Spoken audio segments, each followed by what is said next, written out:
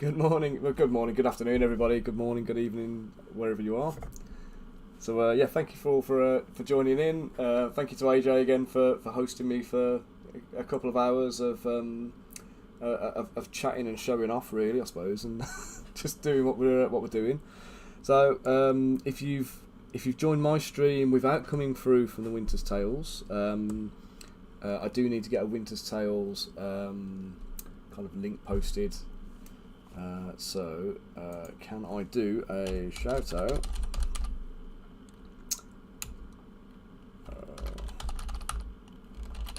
This is me being noob on this and still not knowing what I'm doing, so there we go. Da-dunk, there we go. Nailed it. Got it. Can they hear me? I'm assuming not. They can probably hear me on the, if it's got desktop audios on, let me just turn that off to make sure. They might be able to. I don't know. Can you guys? I don't know. Well, if they can, they can. Can you hear AJ people? I'll leave you to your day. All right, AJ. I'll head off. You're incredible. All right, bro. I'm excited to see what this looks like. We'll have a catch up later in the week, and I'll send you the files over for this later on. Hopefully, we should be mostly done, so it should be pretty much ready to rock by the time the stream's finished. So I'm confident. No Ciao. AJ, thanks again. You take care. All the best. Bye bye. Okay then, guys. So so AJ has she was on the you're probably hearing her coming through my speakers because the desktop audio was turned off. So just working through this character. So what was his name again? Everard.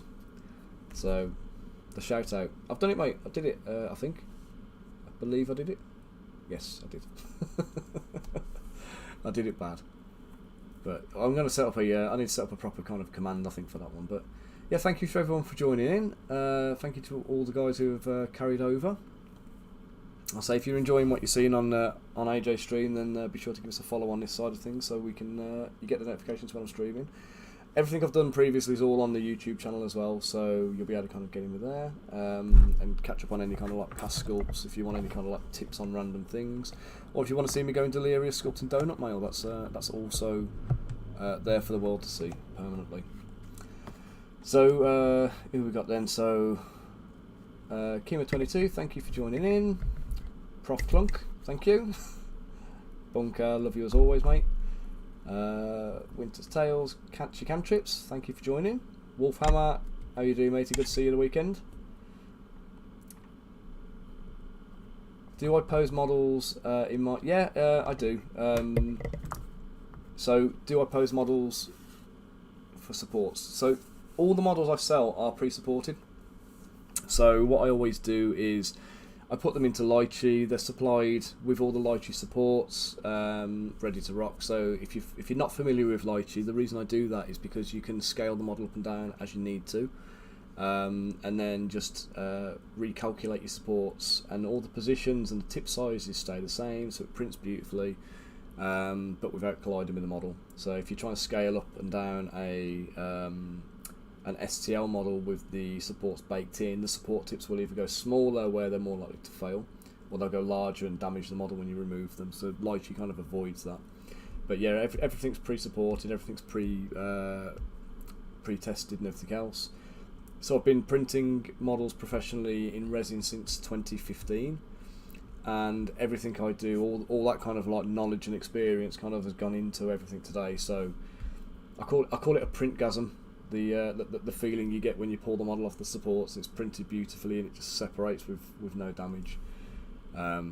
So yeah, it's if you want to experience a printgasm, give our STLs a try. I don't know what the waffle man there is about. That's just crazy looking. But so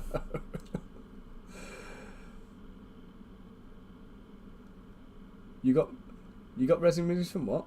The dip. Oh, the lucky dip. Got ya.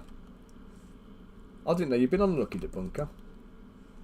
So, yeah, we do a Lucky Dip as well. We've actually got it on the website. So if you go on the website and you see something you like but you're not quite sure, or you want to add a little bit of extras to the basket, we've got a £2 Lucky Dip.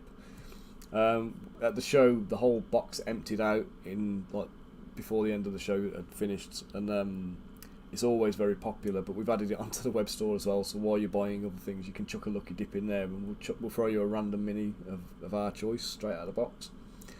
So we don't necessarily know what you're going to get either. But yeah, if anybody's got any questions, feel free to fire in. I'll do my best to answer them for you.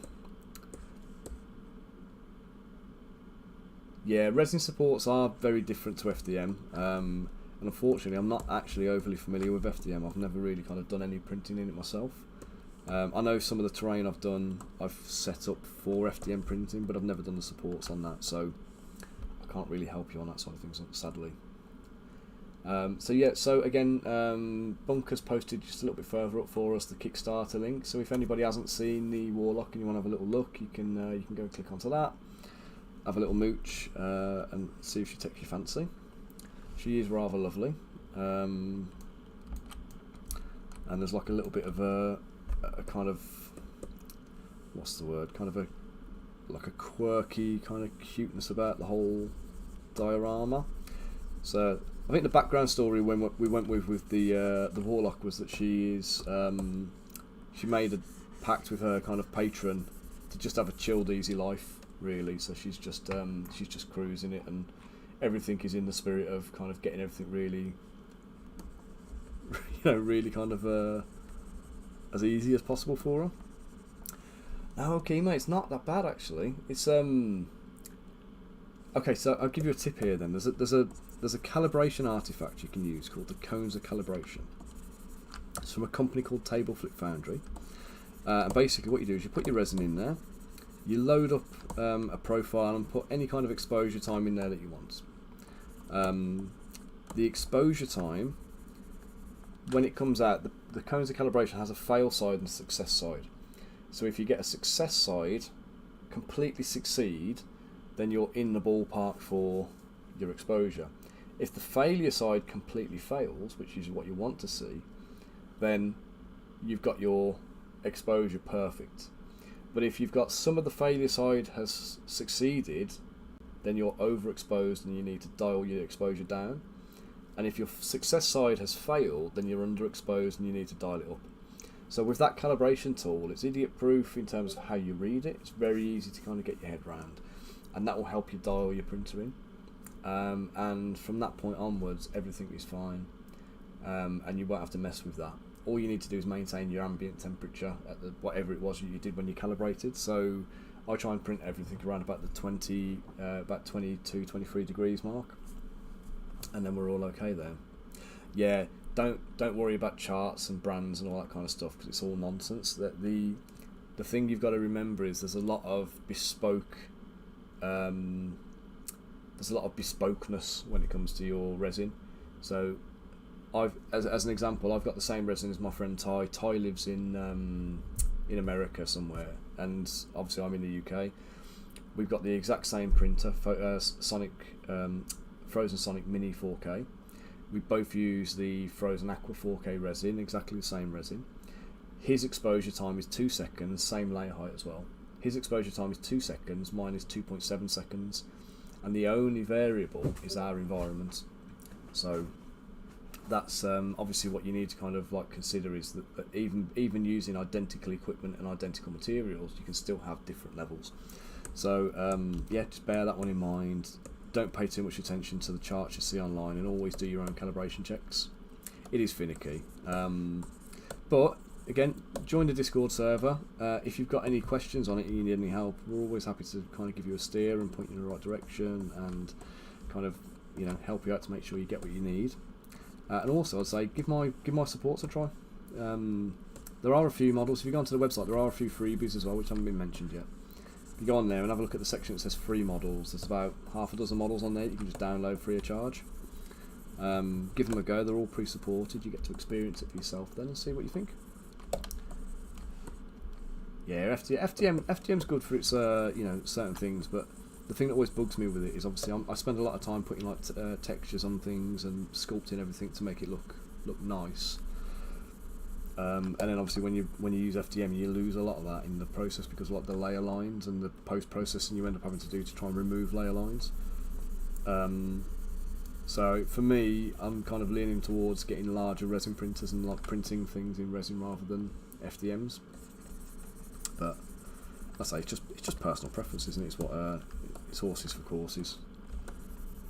And obviously, if you're happy with your FDM, then stick with what you come through with.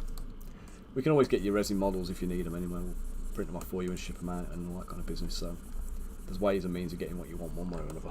So, yeah, Cura's okay, but it's different, isn't it? If and yeah, bin that USB. Whatever USB you get with your printer, sack it.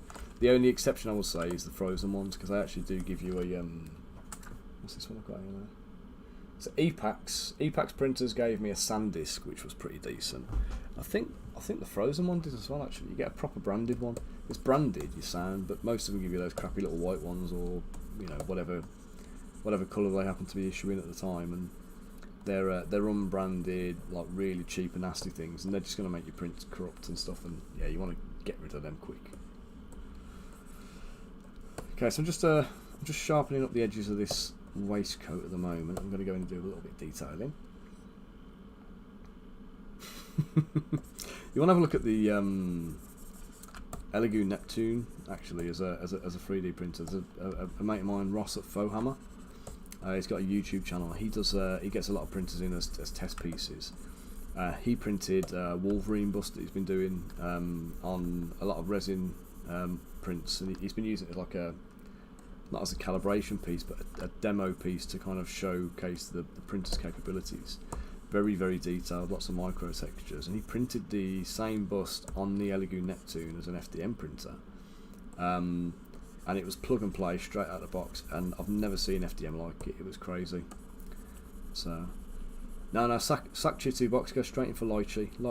I'll do lychee on this one at the end actually, if the stream kind of gets that far. Then I'll be doing the lychee supports on stream as well. So do you know what, I need to switch on to multi-stream in case we've got anybody coming in from YouTube and Facebook, because I do multi-stream my chat here. Okay, so let's get some detailing going on this dude's jacket. Adam, how are you doing, matey? Hope you're keeping well, sir.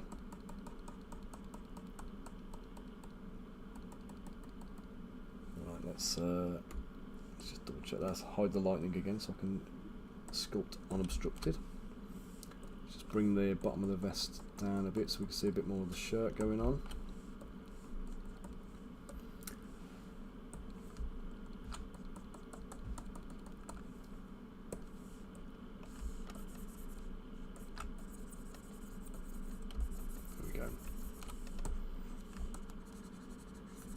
I've normally got a little bit of jazzy music going on in the background. I haven't had the time to ring that up yet because of obviously diving straight in from stream with AJ. It was really nice starting the stream differently today and kind of chatting to loads of new people, and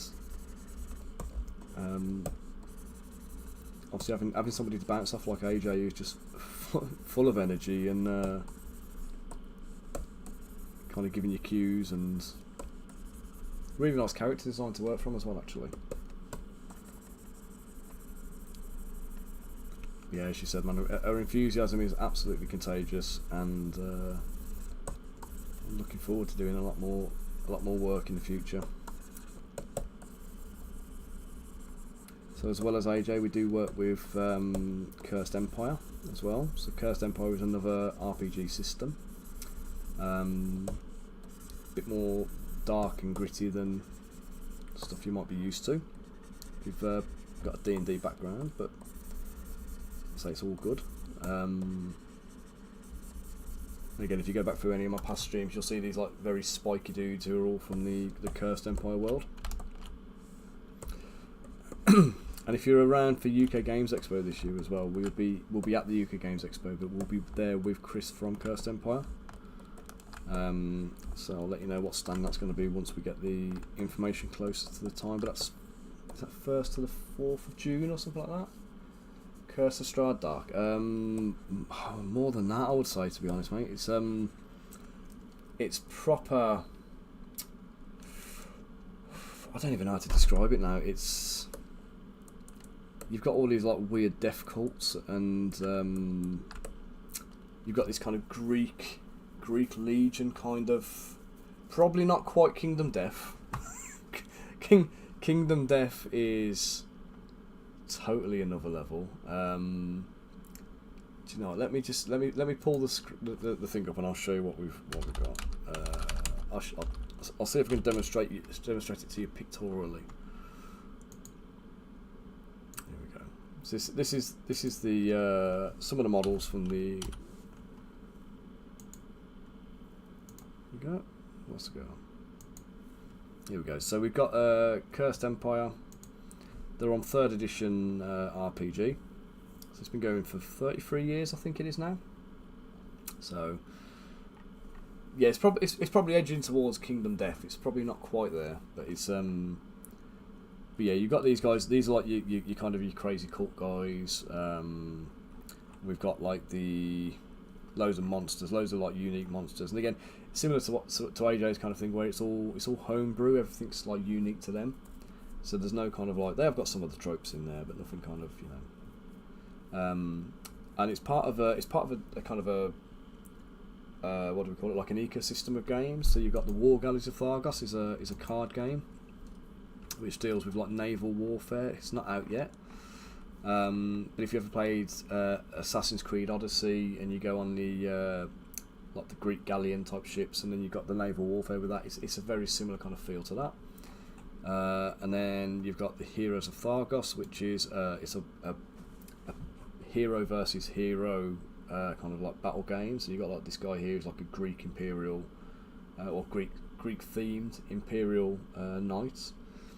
And they're like the arch enemies of these spiky guys, basically. So you've got this whole kind of crazy thing going on. And so you've got the battle match, you've got all the cards, everything else. It's a really kind of like cool, quite quick to play game. Very, very, very graphically rich as well, which is really nice. And then all of this kind of keys into the RPG game, which you can kind of flit seamlessly between them. And then because I've been doing all the models for him and he's using a lot of my minis in his game world, he's also doing a tabletop dungeon crawler. So you can kind of do you can do a bit of hero battles, some role playing, flit over to the war galleys, then go back into a tabletop skirmish type scenario to act out a battle in the campaign. And then back to role play, then back into the galleys again, and you can kind of flip between the various different systems, so they do all kind of like key into each other, which is fantastic really, and it's not something I've seen before. So, but yeah, that's one of the other things I've been working, other companies I've been working with, just if you're interested in that.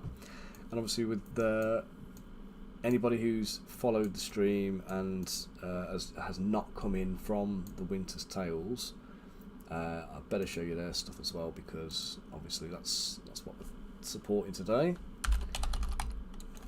So Winter's Tales is a RPG, totally open, not open world, but like totally open and like unique content, which again, as AJ said, one of the reasons for wanting to work with me on this is because she can't get the stuff that she's created off the shelf, because it doesn't exist. It only exists in her brain. So she's trying to communicate the things that are in her brain to me, so that I can turn them into 3D models that you can all put on the table. And she'll be supporting them with stat blocks and rules and things like that, and maybe some scenarios and things you can use them in. And obviously you can see there we're one of the platinum sponsors for the channel now. So hopefully this is like the start of a long and supportive kind of business relationship, and we can kind of keep working together. So back to her character. So we've got this guy's vest roughed out now. Oh, come here! Design your own board game. Do tell us more. Is that to do with pirates and sailing, or is that was that an aside topic, or?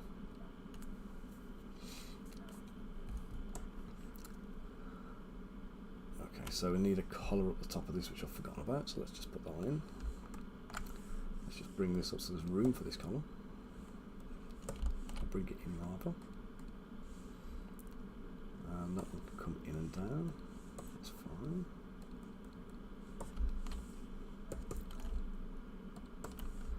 Oh, I've just realised, well, I think I've got his neck a bit short, so let's just let's just merge his head to his hair.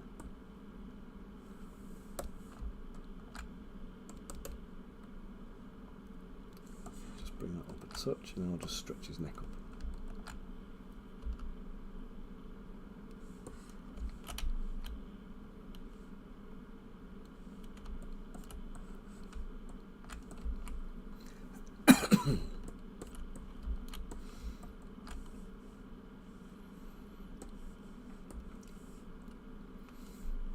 Okay, so the thing that's just popped up in the chat as well, we do have a Patreon.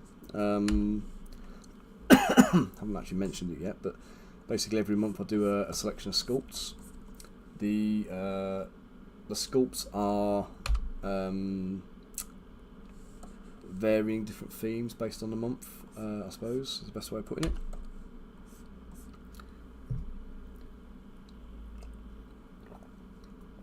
Sometimes you'll see me sculpt things like this for AJ, or the models for Chris for Cursed Empire. Those things are not included in the Patreon releases, but last month, if you're a fan of Legend of Zelda, I did a selection of Korok models, the Forest Spirits.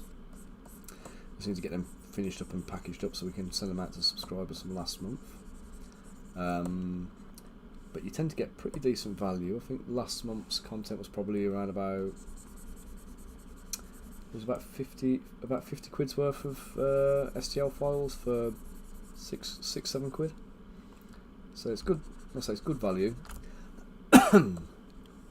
Everything comes pre-supported, and I test print everything as well, so you're guaranteed it's all going to work.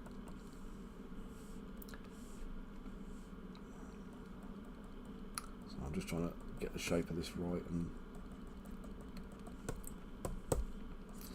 make sure I do AJ's artwork justice and make sure it's the character she's expecting. Okay, come on, let's just check up with your thing here then, so let's see.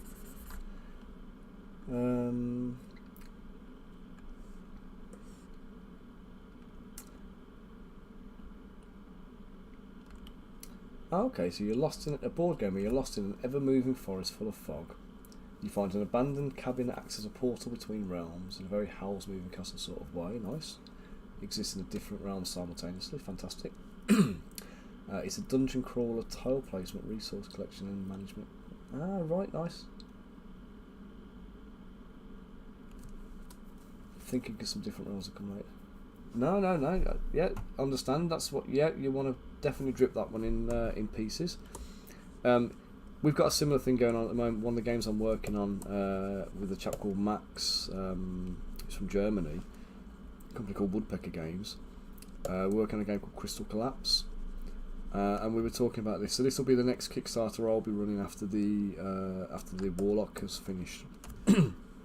Crystal Collapse has got a very kind of Final Fantasy Tactics, like grid-based strategy kind of game feel to it. We'll obviously use miniatures. You'll have 4 miniatures aside that are represented by the different suits of cards, and each suit will perform like essentially a different function in the game. And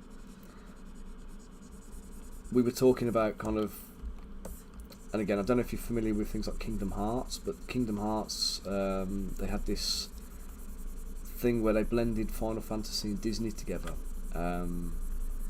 Basically giving every Disney IP had its own world, if you like, and every Final Fantasy one had its own world, and they all existed parallel to each other. And then something happened that basically like mashes them all together, and they can kind of like you can travel interdimensionally from one world to the next, and you get characters from the different IPs kind of like blending together. It's quite a good kind of like, you know, a good idea, and it was a great game.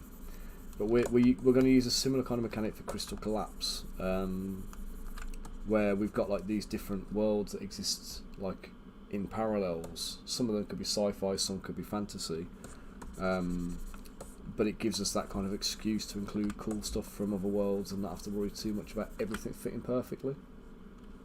So, and again, like I say, we can do the main game in the one world and then start introducing new characters that are thematically different, and then through introducing them in piecemeal, we can then kind of say, right now this is their world. They're going to be going back to their world, taken back, and everything else. No, there's no IPs. It's just the it's all unique IP. Everything's kind of uniquely created.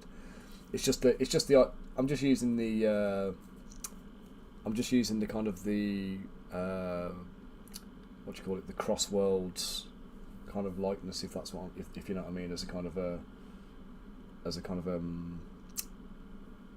what's the word? Just an example, basically, to just try and like pitch it to you to kind of give a bit of context to what I'm talking about.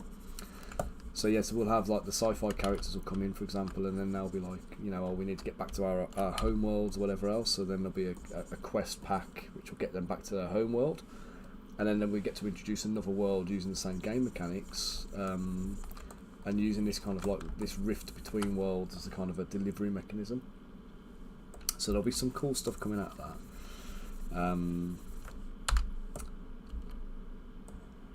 Yeah, for sure. Steampunk, sci-fi, all that kind of stuff. I think the steampunk will probably be the earlier one to be plugged into it. Just because obviously the parallels between sci-fi and fantasy are kind of a little bit further apart. So you know, if you put like a laser gun, for example, and you're dealing with fantasy kind of stuff, it's just going to annihilate everyone, isn't it? But then if you look at sci-fi things, the laser gun actually is probably quite low impact in terms of its use. So let's pull him back up. Let's do a quick check. So I need to do a bit of creasing.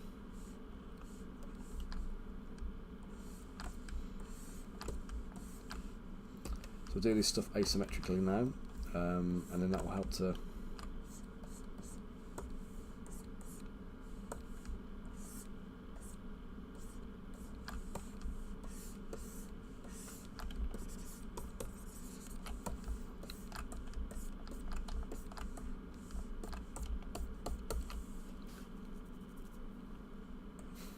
very nice.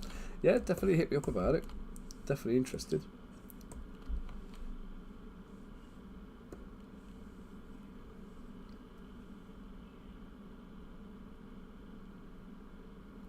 And yeah, as you say, steampunk definitely is on trend, isn't it? So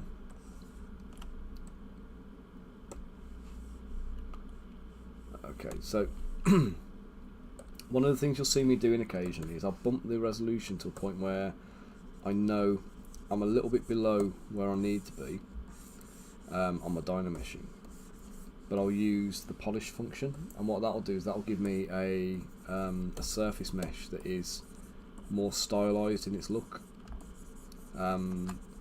So with the miniatures, well, I'm going for a more stylized vibe because of obviously the exaggerations you need to put into for the 32mm scale. And it's just a useful tool to help you achieve that quite quickly. It gives you that kind of like almost like hand painted, you know, when you see like video games and they've got the hand painted textures, you get some quite nice visuals off them. Similar kind of feel and vibe to that feel. Yeah, and you're right. It's always worth including the tokens, I think, because not everybody wants to engage with the miniatures, and like it can be a lot for some people. And also, it will raise the price point of the box significantly, putting miniatures in there. But equally, you know, it's nice to have them available as an upgrade option, so people can get a more premium version of the product. And again, I think Max Woodpecker, they did a Kickstarter for a game called Nanolith recently. Max really wanted to include the miniatures in the game for all the bad guys, all the things. They included them for the character pieces as playing pieces, but they never did any of the enemy characters. And it was the one kind of recurring complaint that came back from the punters was that they wanted the miniatures as an upgrade, and obviously they'd be willing to pay for them, but I think it was a step too far. There was an awful lot of production value went into that game as it was, and I think it was a step further than the rest of the team really wanted to go, so they opted out of the miniatures. But they may well go back and do like a miniatures bolt on afterwards. Elston, how are you doing, sir? Lovely seeing you again the weekend, mate. Elston has just joined the chat. He's a YouTube sensation. He's one of the hobby staples in the miniature painting industry. It's quite amusing content going on. So check him out on his YouTube channel. Oh mate, I'm still losing my voice. I am. It's been on the ropes since like Saturday afternoon. So when the show finished, I was talking to Hayley in the car on the way back. In fact, we barely spoke a word to each other on the way home because we were both exhausted. So it was we stopped off for a coffee and had a little chat there, and then for the rest of the journey, it was just quietly listening to the music and just waiting to get home and crawl into bed.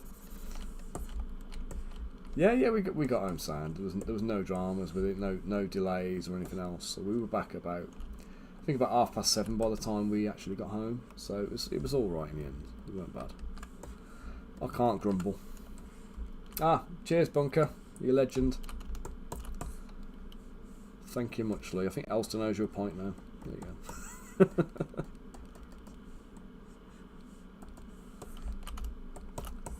There we go. So there's his waistcoat. Let's do his trousers quickly. We'll get them roughed in. Let's pose his legs first, I think.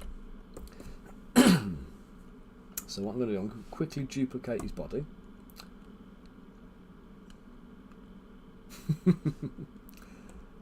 Yep, you do that, man. I'm going to quickly duplicate his body. I'm going to take the... Oh, don't need all that. That's too much.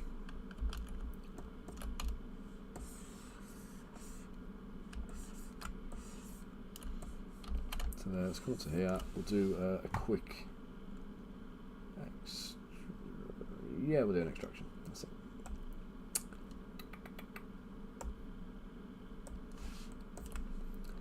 Right, we don't want any of this internal geometry because it's just asking for trouble later on, so we'll just delete all of that. Delete hidden, close holes. Let's leave it separate like that now, auto group it. So one of the things you use in ZBrush is these things called polygroups. So each different colour is like a separate thing that we can isolate from everything else.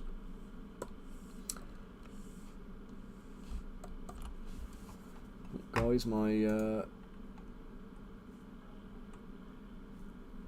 notifications haven't been working, and I've missed a few of you guys following, so I just want to say thank you. So Winter's Tales, Split the Party, Kimar, Red Sage, Capture Cantrips, and Prof Clunk. Thank you all for the follows. Screenshot it, Bunker. He'll sliver out of it otherwise, mate. Right, so this guy's boots are going to come to about here, I think. So let's just below the knee. Let's go to there. That'll be the start of the trousers.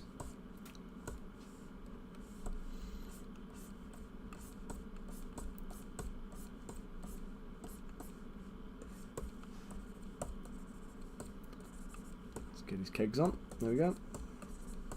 So it's going to create the seam here. We've got a bit of thickness to them anyway, so there's already a little bit of thickness over and above what's on his legs.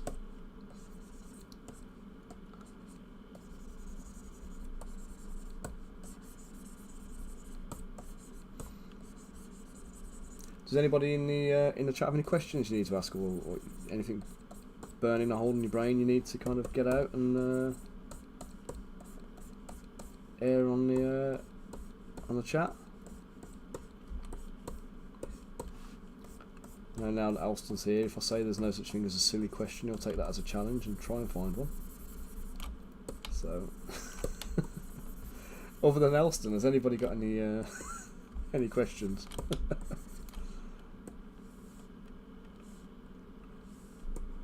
Come on.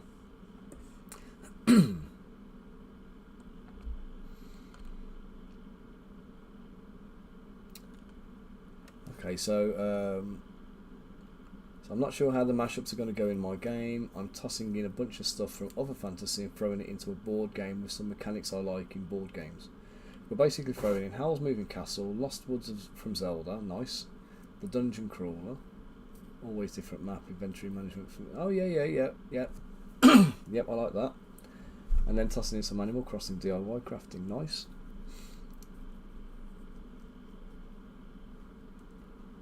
Yeah, the Animal Crossing one sounds like an interesting kind of addition to all of that. Zelda I love. the whole dark woods and stuff like that thing is a great idea. I can't remember what it's called in Breath of the Wild, but there's two. Is it Typho ruins where it's all pitch black and you have to kind of, you can't see where you're going. You have to use torches and you have to light the. You have to light kind of like braziers or well, it's like eagle statues, isn't it? You have to put a torch in their mouth and set them on fire. But you have to light the braziers to kind of like illuminate your path, and that gives you like a breadcrumb trail to follow back out again. And then you've got the Korok forest, which is the same as the Lost Woods, where you kind of go in there and in that game you have to use the torch, and you basically have to follow the directions that these bird statues are pointing in. And if you go off on a tangent and you go off in the wrong direction, it warps you back to the beginning. But there's little tricks you can use to kind of find your way through. So like there's always the flames on your torch are always blowing in a particular direction. So you can always kind of follow the directions of the flame, and that will always, even if you don't know where you are, it will always take you to the correct spot. But obviously that'd be quite a difficult kind of mechanic to kind of replicate in a board game, I think. So it'd be interesting to see how you do it. I'm very interested to see that developing, because it sounds very cool. And again, like you say, it's that whole, you know, you're taking Zelda and Diablo, the two fantastic kind of like games franchises with really good, you know, good stuff going on. And you know, take the best of both of them and mash them together. In theory, you can't go wrong. You just got to be careful it's not too much of a good thing, I think, and you know, rein it back so it, like you say, it is manageable. But the Crystal Collapse game that we're working on, for example, we've said all the way through the development side of things, our major kind of priority in this whole thing is to make it as simple as possible to learn. Like, my 7-year-old son needs to be able to learn it in like 2 turns. And if he can learn the game in 2 turns, then we've succeeded. Now we can take it beyond that, and we can like level it up in terms of like an advanced rule set that makes it more complicated and trickier. But as long as the key core mechanics are simple and achievable, then we've scored basically, and that's what we're aiming for. Okay, so we're going to merge that body down into the trousers. So we're going to get the trousers in here. Get this leg. Let's auto group first. Take this leg and that trousers.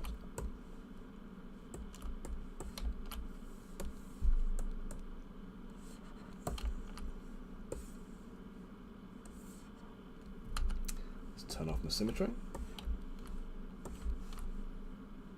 Let's roll that one in, and then we'll bring it back.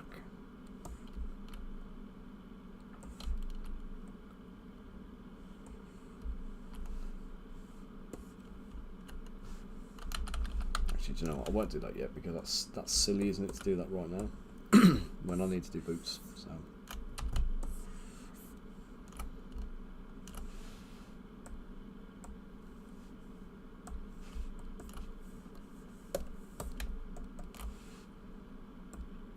Delete hidden close holes, auto group. Let's just reshape the toes.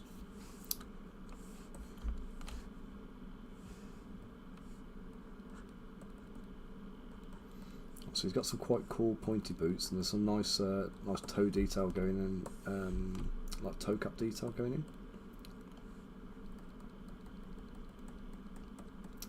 Let's just get some of that going on here so we can do him justice.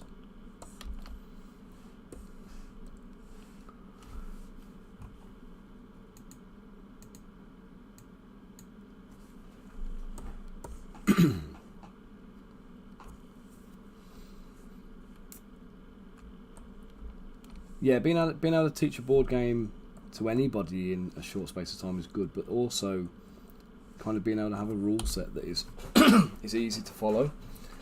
So when you play testing, you don't want to be there kind of ideally telling people how to play the game. You need to kind of give them the rules and say, get stuck in. And if they can figure it out from that point, you've won. if they're struggling to interpret the rules, sometimes it's quite difficult, isn't it, to try and to phrase things in a kind of way that people understand. So you need to kind of take a different mindset when you're kind of trying to write those kind of things. So one of the things I used to do was policies and procedures. Prior to doing sculpting full time, I used to do a lot of health and safety manager and facilities manager was my main role, my main job. And part of that was writing and authoring management systems and auditing, which honestly it's boring as it sounds, if I'm honest. But it paid the bills for a long time. And one of the key things I found was when you're writing procedures that you need people to follow, they need to be written with a lot of empathy for the end user in terms of like how much scope is there for misinterpreting that information. If you're giving somebody an instruction, how many different ways could the instruction be interpreted? And importantly, are you asking the right questions to get the right answer? So if you're going to ask somebody a question or you want to kind of get them to a particular end point, you need to make sure you're giving them the correct information or asking the right questions to kind of get there. And if you're not, then you're opening yourself up for that, level of failure, which nobody wants to see. So it's always worth just focusing a little bit and just bear that one in mind. Yeah, absolutely. Yeah. And people will just hear different. They'll hear what they want to hear. Ultimately, is what it comes down to. And there's nothing you can do about that, apart from understand that that's the case and accept it. But also, the customer's not always right, despite what they think. So there are plenty of times when the customers are very wrong.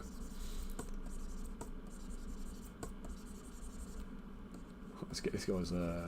What are these kind of overboots called? What's that? Is there a word for them? I can't. My brain's not functioning at the moment. I can't think what they're called. Agricola.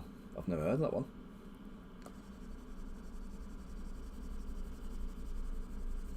It does have the sound of a like a bacterial stomach upset.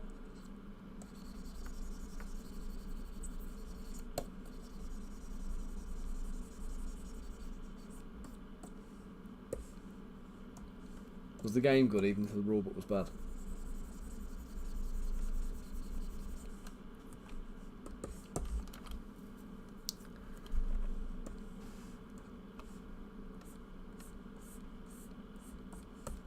Let's get the I thought I had that one already, but it's not. Let me just put that back on.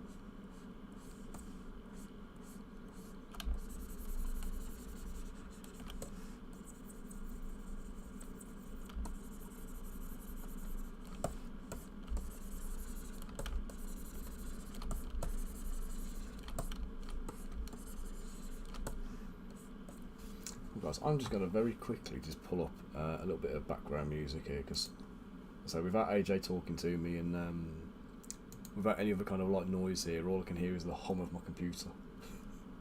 So, Gators, Bunker, you legend, mate. Thank you. That's driving me mad. That was.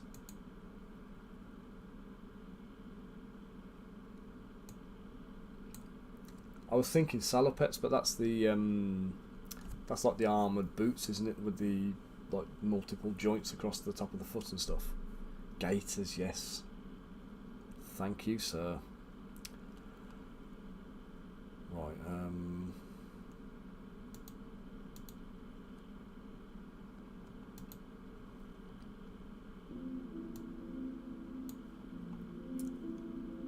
right, can you guys hear that background music now, okay? Is that...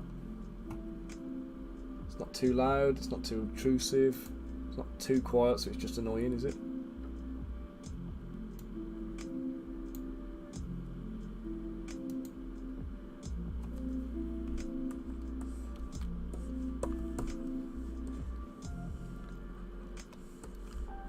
Okay, let's just put the the edging strip down.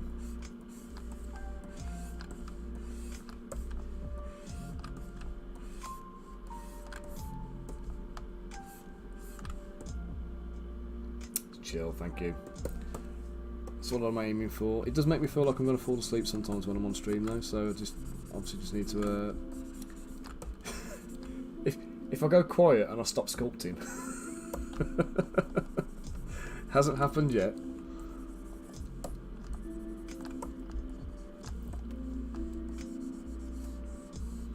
Yeah, I like me a little bit of nice chill lo-fi stuff.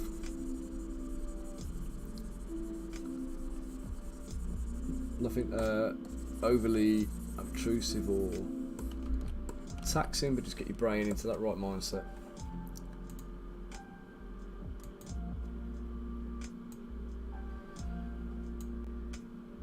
Right, guys, I am also going to take a quick break because I haven't had a rest yet since we started streaming about 3.5 hours ago or something like that. So let me just bring him forward so we can see the whole dude on screen. There you go, so we're starting to shape up.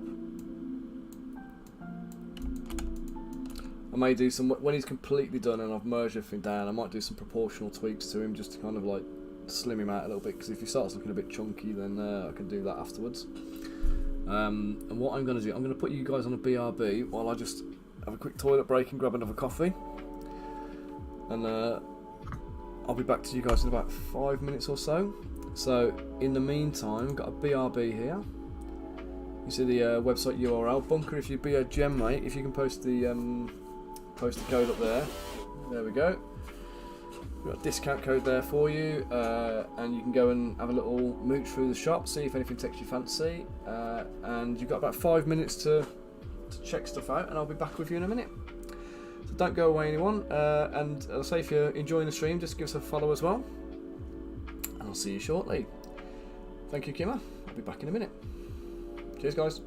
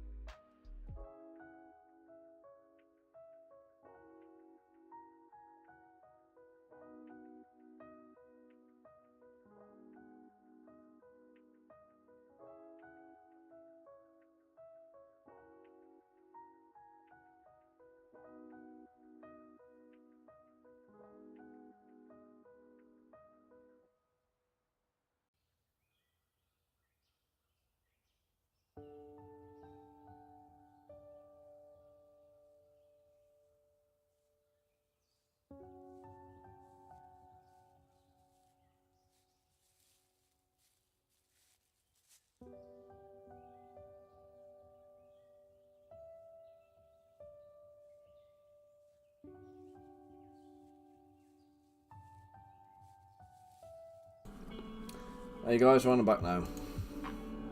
Hey Fisky, how you doing? Good to have you in the stream again. Right guys, let's crack on where we left off. I am very good, thank you. Had a lovely bit of streaming going on today with AJ Winter's Tales doing this character. So this is her design. It's one of the player characters from the game that we run. So I'm just trying to bring it to life for her now.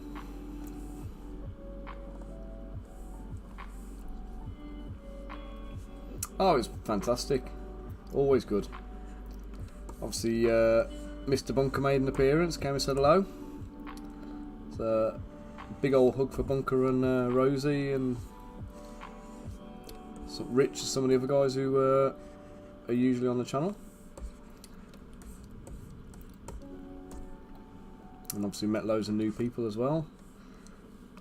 Had a good old chat. Literally, like, nearly lost my voice, like talking for God, how long was it now? About 6-7 hours or something like that. So I was wiped out by the end of it, but it was all good. Snuggling. It's cracking now. It's great. I love it. I love doing all the cons and that. So it's some of them are a little bit too hectic, but I like ChillCon because ChillCons are really good. It's a really good size. They've got a really nice community. So obviously everybody who's kind of going in there, they're all pretty cool and pretty chill. You don't tend to find people coming in giving you like a hard time about things, which is nice. And everyone's really supportive, you know. And I did I sculpted the trophies for the awards, which was it was nice to see. So obviously everybody's, you know, doling out the little gold trophies on the plaques and stuff like that, and they're all the things I've made.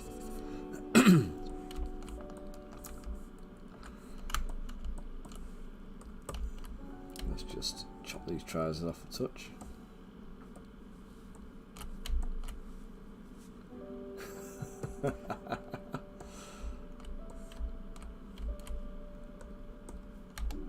Yeah, it is one of my favourite ones to do, to be honest. It's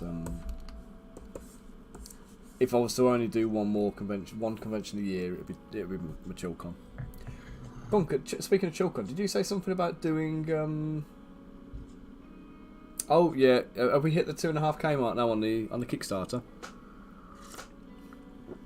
I think we were only about 50 quid off last time I checked it, so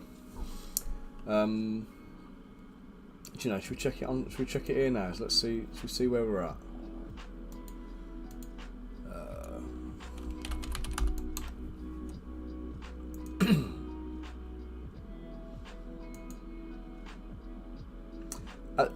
Are they doing? When are they doing Derby? Because I asked Steve about it, and I'm sure he said the next one they were doing was Sheffield next year, and there was no mention of Derby. So I'd definitely do Derby if they do it. But here we go. Yeah, still 2,462 on the Warlock at the moment. So we're not far off. So another 40 quid, and I'm committed to an imp. So a pissed off biscuit wielding imp. So if anybody's wondering what she looks like, here she is. Thank you, Bunker. Yeah, you can follow that and back in. The standard pledge is just £10, so you get the files for her. This is the artwork that I based it on. This is it's done by a friend of ours, Alexandro Aquino, who we're working with on the Crystal Collapse project. So he's done a lot of the artwork for us on that. Well, all the artwork on that, sorry, has been done by Alexandro. And I asked him to give me a hand with this one, so I gave him the brief, told him what I wanted, and he rustled up this gem. And then I did a little bit of work on it and came up with that. And this is the table we're talking about. So there's like the table with a little skeletal rat. We've got a little voodoo doll with a dagger in it, a human skull with some candles, a little crystal ball, some crystals, a little wad of heather, a scroll with a quill and an inkwell, a couple of apples, because are you even a witch if you don't have apples? And then a couple of potion bottles, a spell book, and a little D20 sat on the top, just a little hat tip to the gamers. So there'll be a few more little scenic elements like that going into there as stretch goals as we go on. like I say, I wanted to keep going and keep making stuff, but you know, it was either commit and do it and actually bring it to the table, or keep adding to it and drag it out for another 12 months. So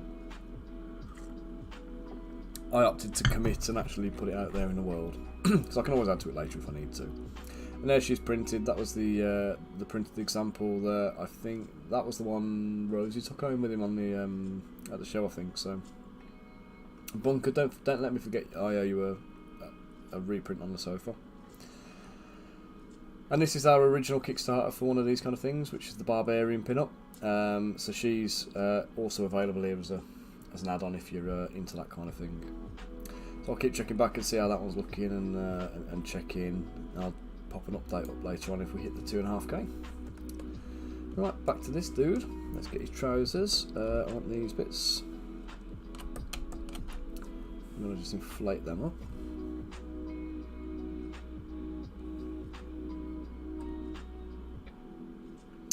Split the last bits off. Yep.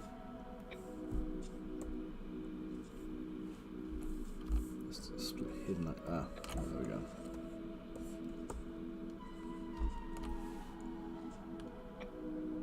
Split hidden, close holes, and an auto group. Oh, you didn't spot it. There's on yours, Bunker. As you look at the back of the sofa, there's like a ridge line running through about 3/4 of the way up.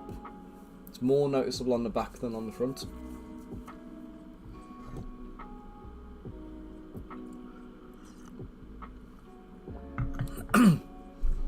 I mean, you could probably correct it with a little bit of green stuff or some sanding or something like that, but personally I'm not happy with it, so I'm going to reprint it for you.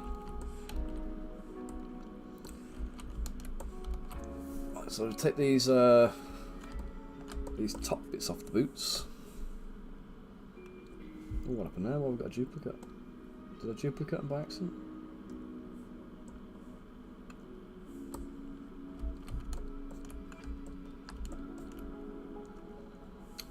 Close holes on these. Let's just do a quick save as well.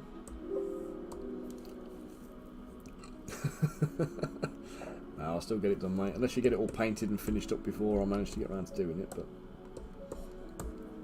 in which case I don't want to give you more work and you have to do it twice. But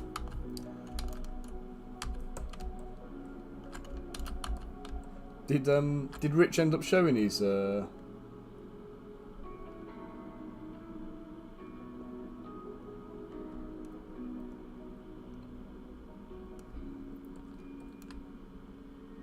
right, so Derby might go ahead, but might not. It's not confirmed then. Yeah, if anybody in the stream is UK based, and you like your shows and your conventions and stuff like that, I would definitely say check out Chillcon. Just because it is just ace. It does what it says on the tin, isn't it? It's a chilled convention. And it's just a joy to do.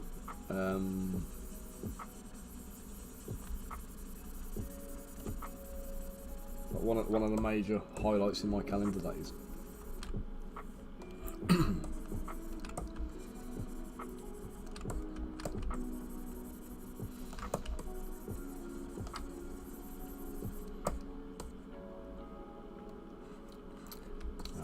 Yeah, do you know what? I actually need to get the Warlock up on the website as a resin model so we can get that one ordered. I've forgotten to do it so far until you've mentioned that. I'll put her online later, so she'll be on the web store as a resin product. But you'll be able to use the code that crops up here, the discount codes. If you do the !discount, you'll get the discount code pop up on screen, and that will give you the discount that you can apply to that model as well. So you'll get it at a nice reduced rate.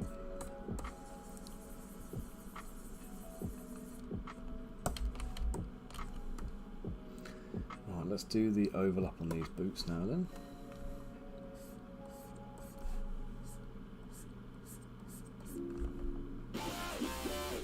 go.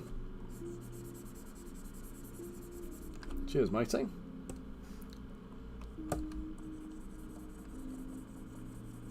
See, it's things like that. That's why I love you, Bunker.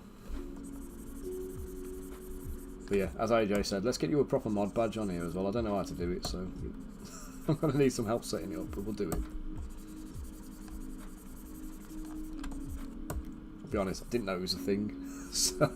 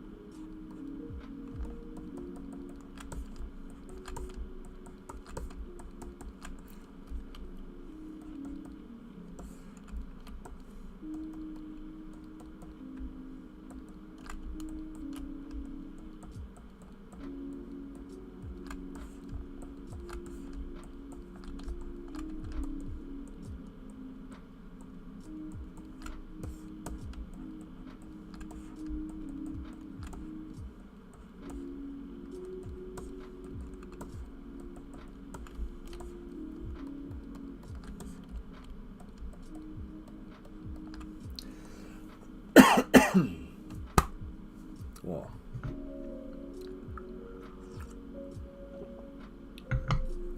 Yeah, got a good bit of straining going on in my throat at the moment with the after the weekend.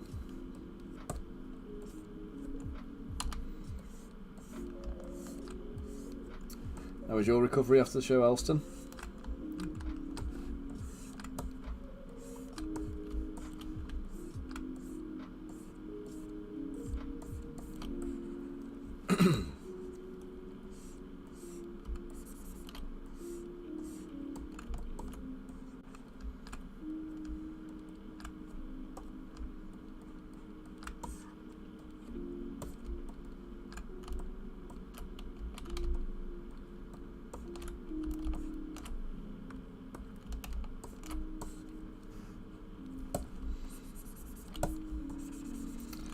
Are you off working again?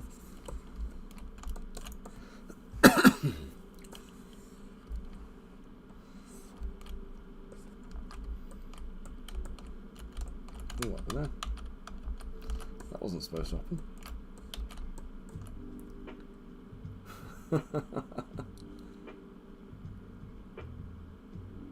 Shoveling sand? What was that about? You doing a patio or something like that, or was it a heavy night with Spud?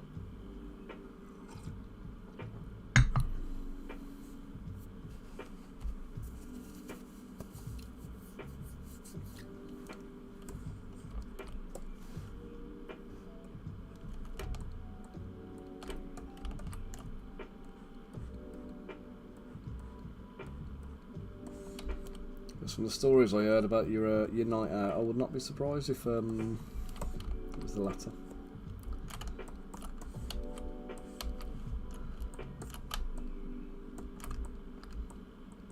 So let's get these cuffs now. I'm going to do a little dynamesh on them. I'm going to turn off my dynamic tessellation and sharpen up the edges.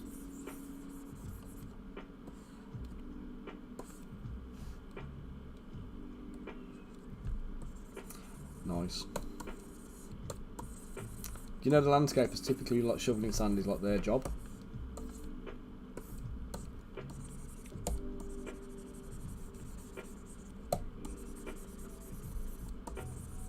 It's like when you know, you're one of these people when you got a cleaner coming round, you've got to clean the house before they're allowed to come in. I would say that is entirely my wife. That's exactly what she would do. Hypothetical situation, of course, we don't have a cleaner.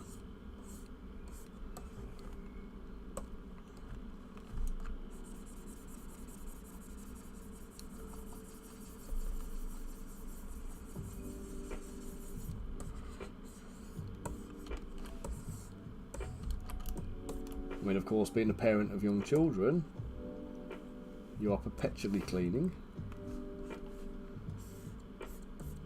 picking up after them.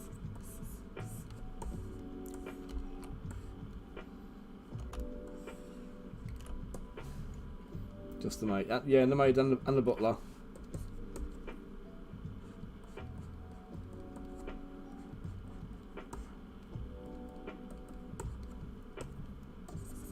And then the personal chef, of course.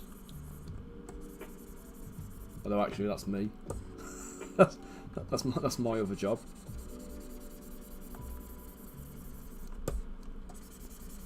I'm not actually a professional chef, by the way. I just tend to cook most of the meals in our house. And my wife Hayley, she'll often joke about having a personal chef, but she literally is just talking about me.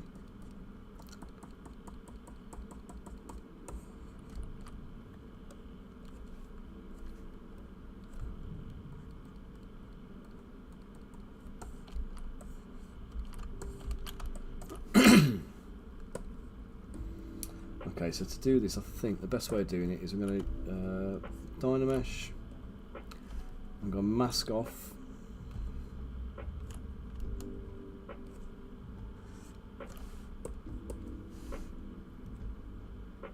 The chauffeur, that is also me, mate.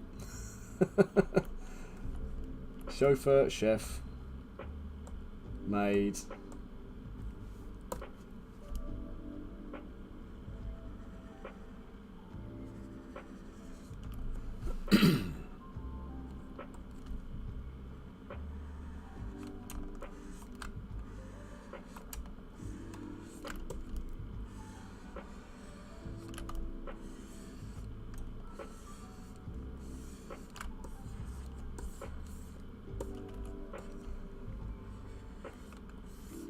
You know what I'm saying? With these kind of things now, what you tend to find is a lot of people will use like alpha templates and stamps and things like that to do these kind of details.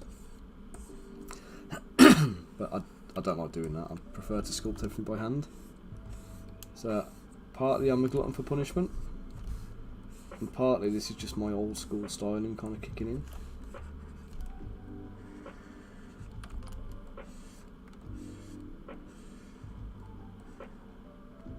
The thing is, when you use texture stamps, your stuff looks the same as everybody else's then. And I see it. There's a very, very common, and I've mentioned it a few times on streams. There's a very, very common like texture stamp for fur that is well overused by people, and it always bugs me when I see it. Hey, Disguised Lion, how you doing? What are you on?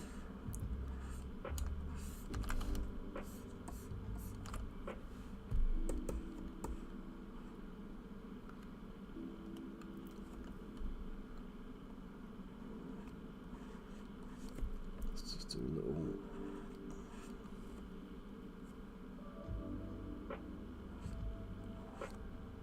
Oh yeah.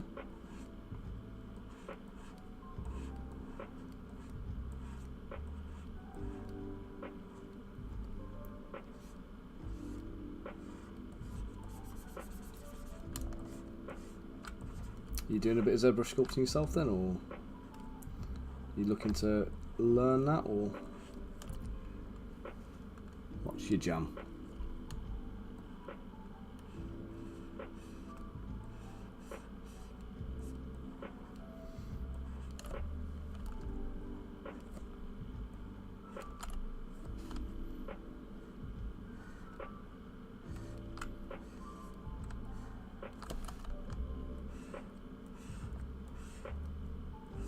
Oops, wrong one.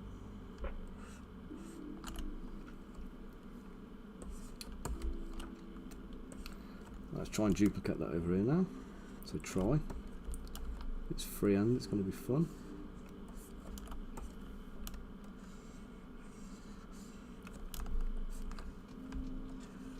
Yeah, although I don't like using texture stamps, I also don't particularly enjoy doing the same thing like 2 or 3 times over. But sometimes needs must.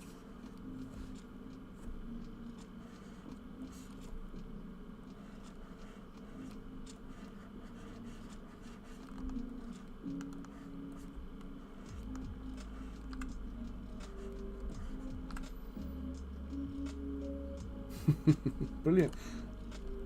Yeah, mate. If you want any tips or you want to ask any questions, just fire up and feel free. Okay.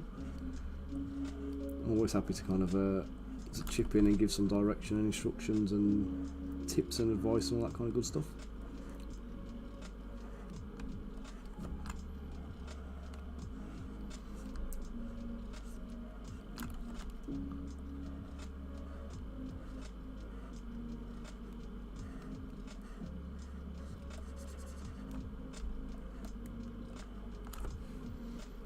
I think that's close enough.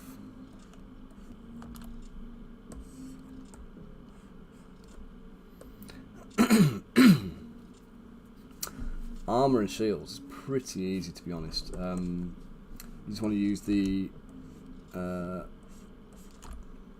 H polish tool a lot. So with the shields, symmetry is going to be your friend. If you're doing a round shield, use the kind of radial symmetry as well for as much as you can. Oh yeah, Bunker, thanks for chipping in on that one. I'm streaming to Facebook, YouTube and Twitch all at the same time. So sometimes you'll hear me talking to people and you won't see them appearing in the stream. It's because they're coming in from a different platform. So I've got Disguised Lion Gaming coming in from YouTube at the moment. just chatting about the sculpting and stuff. But I do Disguised Lion. I do have a Discord channel. How to get the Discord channel to you on YouTube?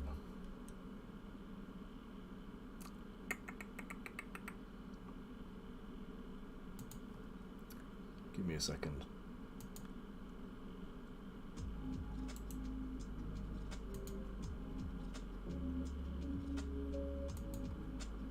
Right, let me just swizz over to YouTube and we'll go and drop it.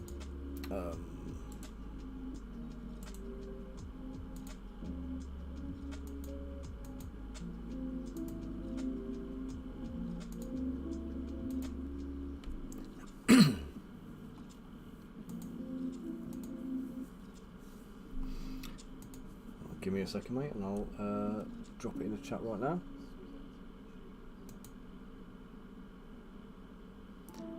Can I do it? Can I?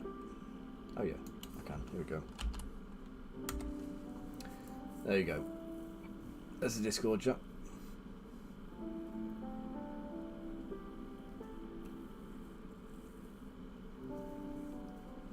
There we go. If anybody else wants to join in as well with any of the discussions and stuff on miniatures, or if you want to kind of bounce anything around, join in with the Discord server, and you can fire them all away. No, sorry, Prof Clunk. It's yeah, it's my bad there, mate. But yeah, because I do the multi-stream thing, it's I often forget that obviously you guys aren't seeing the whole picture. I do try and read the comments as they come in. But I do forget to kind of like let you know it's coming from a different platform in case. Right, here we go. Right, I'm pretty comfortable with that. There's a bit of detailing. Let's invert the mask there to do a bit of inflation.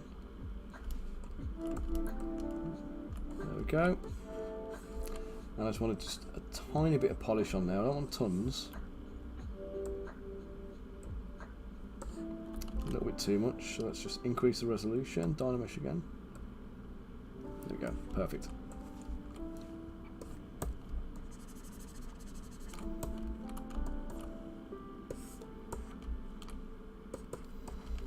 And then with the boots, let's go for, I think it was little round buttons that are like cylinders.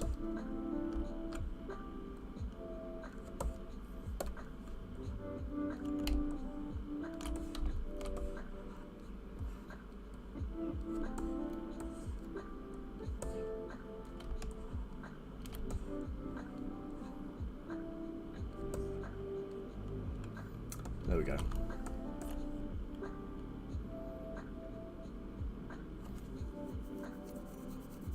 Thank you, Bunker, for dropping the Discord link in on the YouTube channel as well, matey.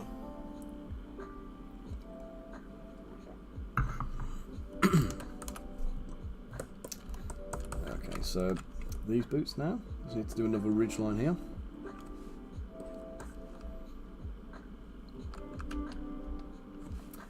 I've lost my reference image. There we go.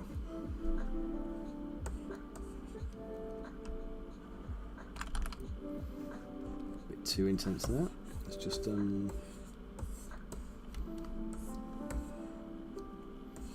actually, do you know what I'm going to do? I'm going to take the foot off. Just do a quick save.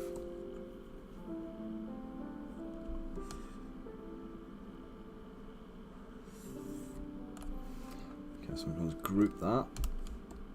Select it, split, close holes, auto groups again. Turds. Okay, let's just redo that a second.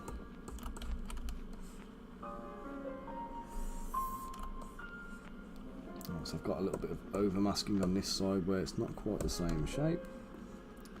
Let's brush that in instead.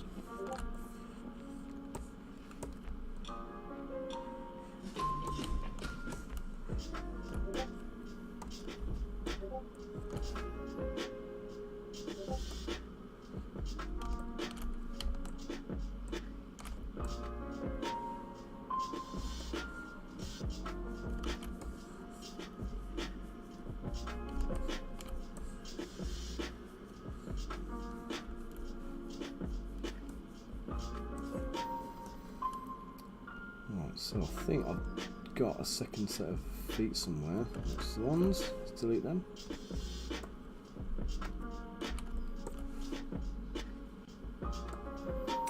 Just close that. Disguise line, yep, absolutely, mate. Go ahead. DM me with the images. It's fine.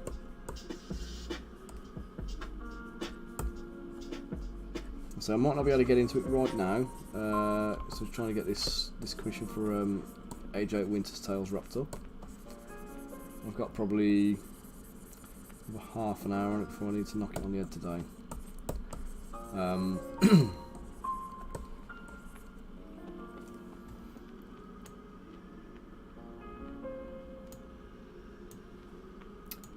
Black Rose Dartfall, thank you for the follow as well. It is Dan Lion Tower, yeah. Yeah, that's the one you get me on.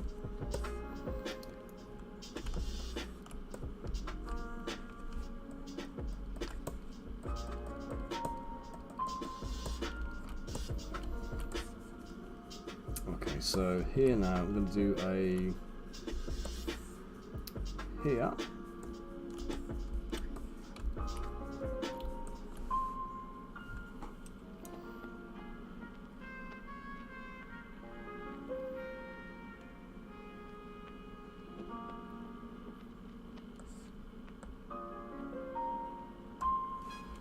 That was a bit severe, wasn't it? Let's go a little bit less thick. That's better. Oops, no. I'll do that. Lose the internals again. Delete that. Okay. Delete hidden, close holes. Auto group, and then what I want to do here, just on the top, I want to just mask off a little rectangle here. Take the bottom away, and then we're going to just inflate that a touch, and then Dynamesh and polish that. Perfect. Okay, I just want to polish up the edges. Bunker, if you can multitask like that, mate, you're a better man than I am. My multitasking ability, as you well know, is shocking.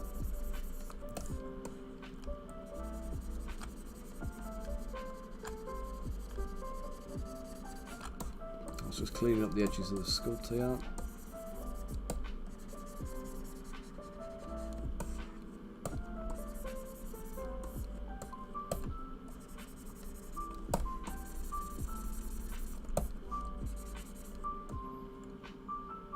No worries, mate.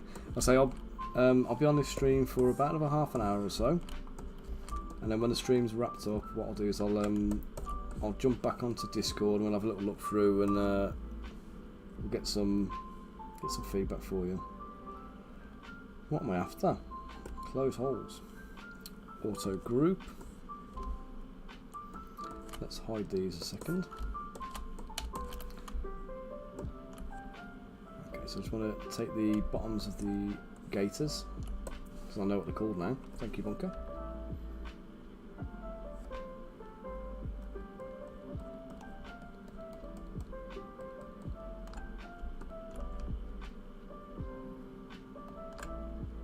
Oh yeah, it worked in Facebook. I don't think it came through on YouTube though. Like I posted it in YouTube, and I saw a comment from you on there saying, "Here's the link," but then I didn't see it come in, so I just assumed it was just like running behind a bit. But don't know if you did something clever to try and post it or what. But it certainly worked for Facebook.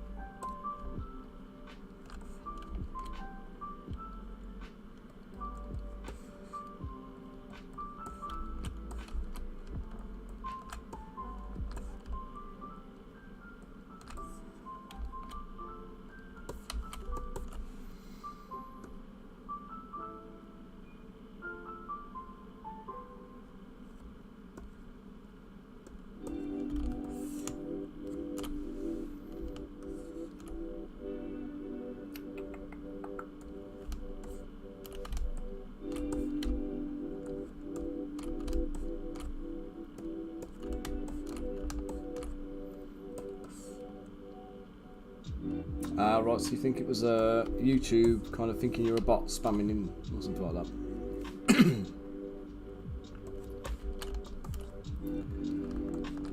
Let's take the bottom of the shoes here. Let's mask them off, let's extract them too. Solo it, take them away, delete, close holes. Get some thickness on this so it's a little bit got more to work with.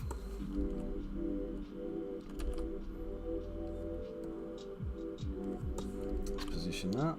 Let's shrink it down where I need to. Right, so I can see, put it in transparency mode, you can see the feet under there. I don't want it to be enormous, I don't want a huge overhang on them, but I need enough that I can work with it. So let's just slice the top off there now, and we'll slice the bottom off as well, and that'll give us a nice, decent level to work with.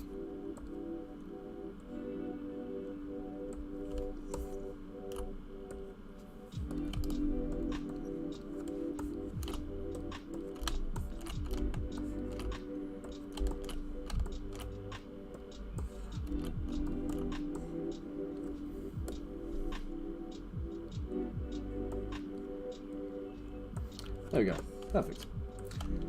Okay, so now I need to do his... Let's do that.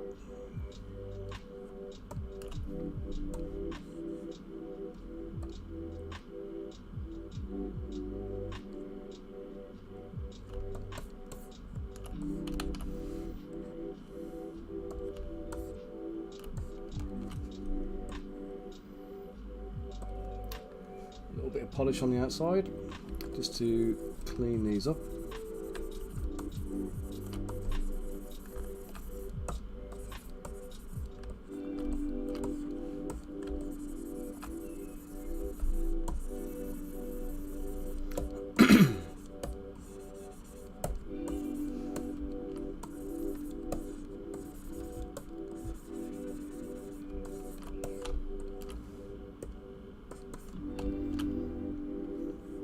and actually I just want to take that off there as well.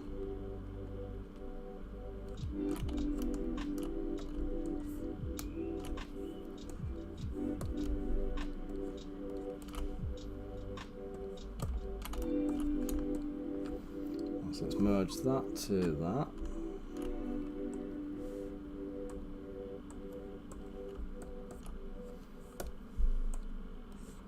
Let's get this right to the back here, and I can rotate it down, turn the heel downwards. There we go. And then the toe, let's just extract a little bit for the detail bit. So AJ says to me this is supposed to be like a flame type design.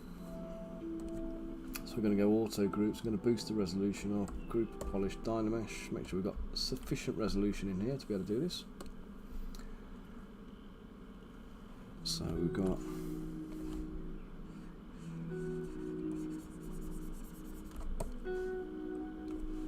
now again, I don't want to go over the top with this because you'll see a lot of models out there these days where they're like super detail.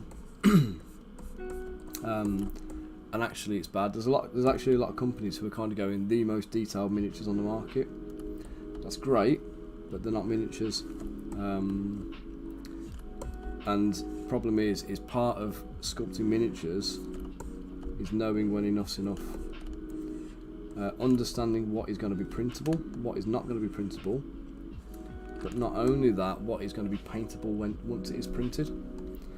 And you'll find a lot of these guys that do very small superficial details across the surface of a model that if you even were to if you're able to print it with like a an 8K printer or whatever else, the minute you threaten that model, that bit of detail with any amount of paint, it's just going to wither and wilt and there'll be nothing left of it.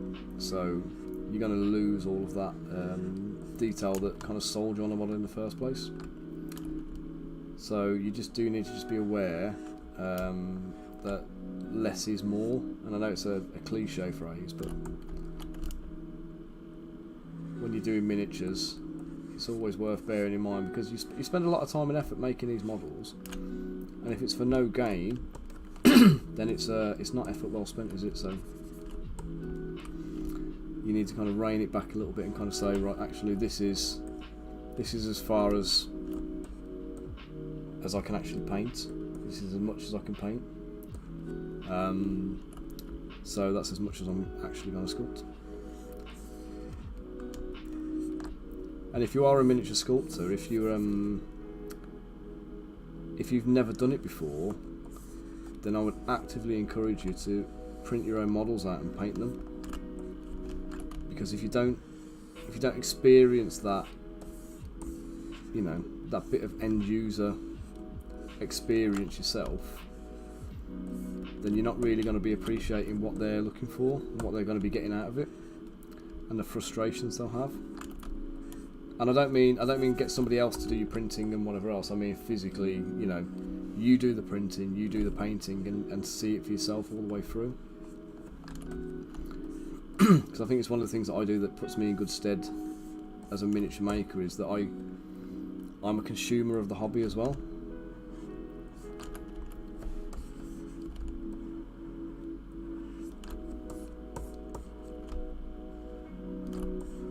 I print the models, I paint models, I do my own supports, and you learn a lot doing those kind of things. Well, it's not quite centered, so let's just realign that. And yeah, it's something that all sculptors should do. If you're making miniatures, all sculptors should be doing that, I think. Do I extract this or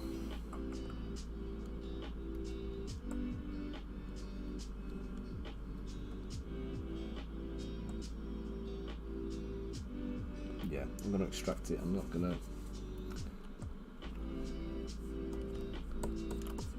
this time I don't need to do anything with the interior, but I am just going to trim up the edges a bit.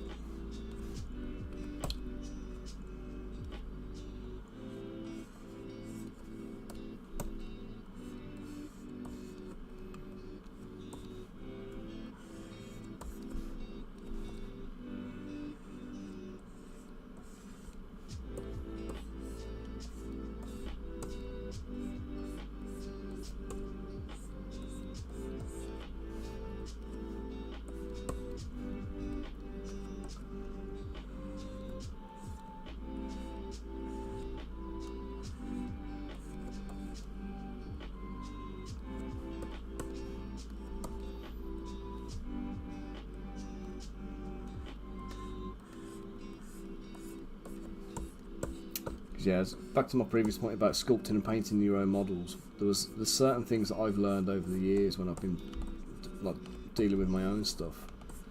You realise areas where you've made it difficult to support, but you only really appreciate those things if you are the one doing the supports, and you're sitting there swearing at yourself because you've made your life hard. And when you come to print something, you realise there's areas that are really difficult to clean up supports on, or that there's certain areas that just didn't work very well. And then you kind of realise, actually, I need to do this better. I need to change the way I do X, Y, and Z. And it could just be that when you're painting a model, you realise that you've overdone it on the detail, or you've made something too small, or something isn't as you expected it to be. But you'll never appreciate that if you're not doing those parts of the hobby. And I'm not saying become a master painter and become a pro at everything. You don't have to do that, but you still should consume the hobby as your customers will, just so you can make sure that you're seeing it from their point of view. Because what you don't want is for a customer to turn around and go, by the way, did you know you've screwed up this, this, and this? You should be the one that finds that first.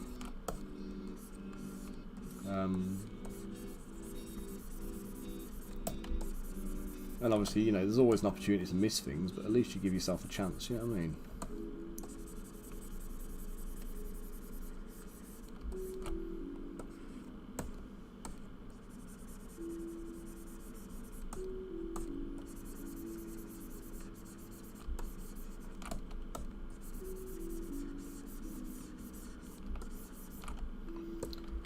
Let's just polish that.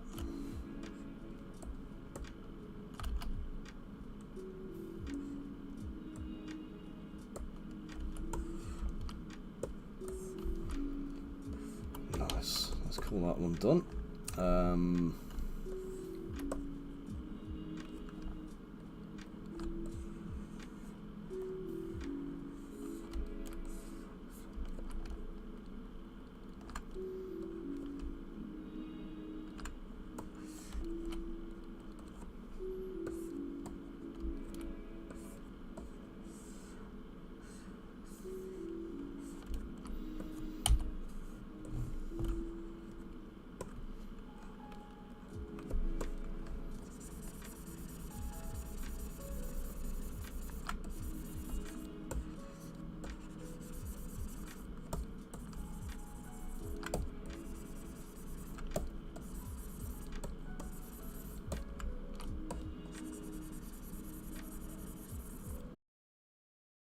Run that polish around the outside.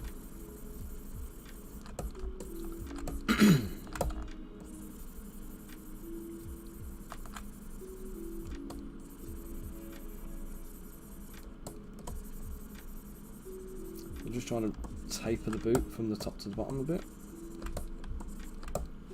Should probably use a trim dynamic for that, actually. Correct tool for the job and everything, you know what I mean?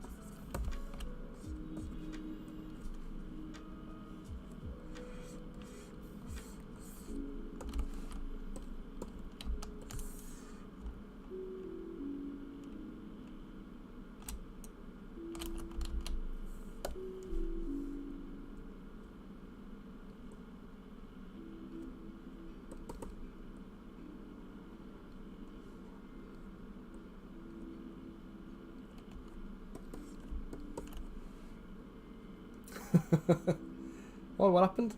It says I've got one viewer on here at the moment. It was like 30 a second ago. Has it just crashed out, has it, or something? Has the stream died? Because I haven't stopped, I just kept going.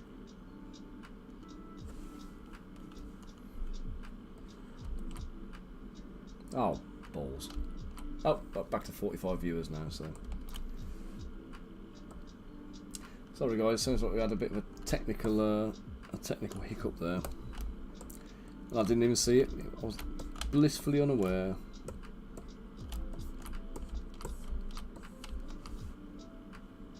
Do you think it was Twitch listening to me saying I was going to be killing it in about half an hour, and it went, oh, right, you've had your time now.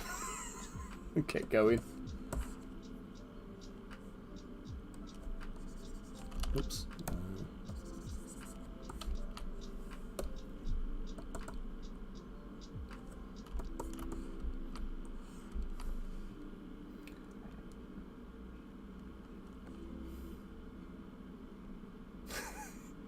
You're right, Bunker, that is your job.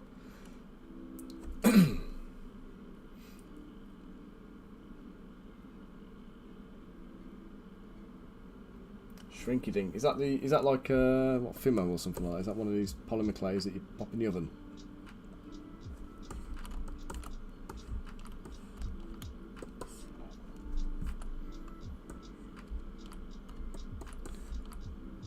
Okay, so we've got his boots.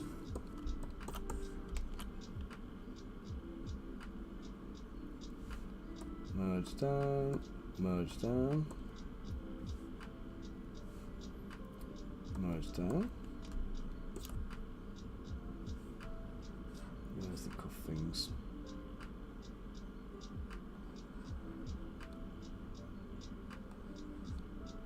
Right, I need to put his teeth into his mouth, because otherwise if I move his head, I'm going to lose him.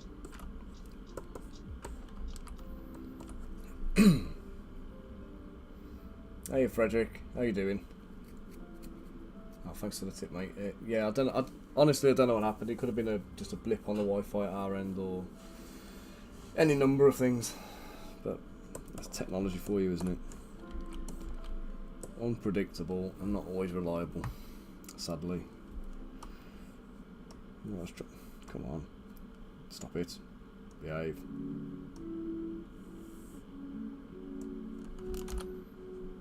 Let's save it, because ZBrush is being a nuisance.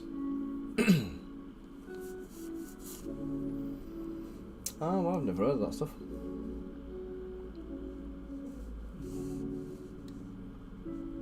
That sounds interesting. Right, when I'm doing belts, I never use... Oh god, what happened there? There's that focal shift. Right, I never use belt tools or strap tools or anything else. I always use a cylinder, because the worst thing you can do when you're making something like a belt where it's quite thin is to wrap it around the model and have a gap between the model and the body. Because basically what you're going to end up with is little resin traps, which just aren't good.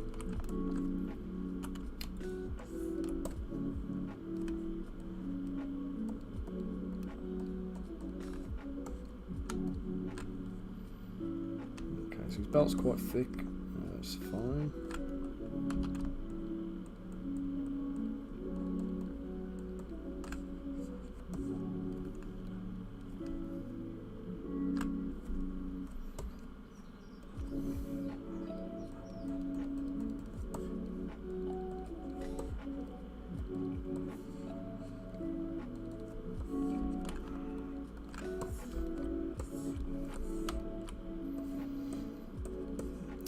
Here's one of my cheaty little shortcuts now.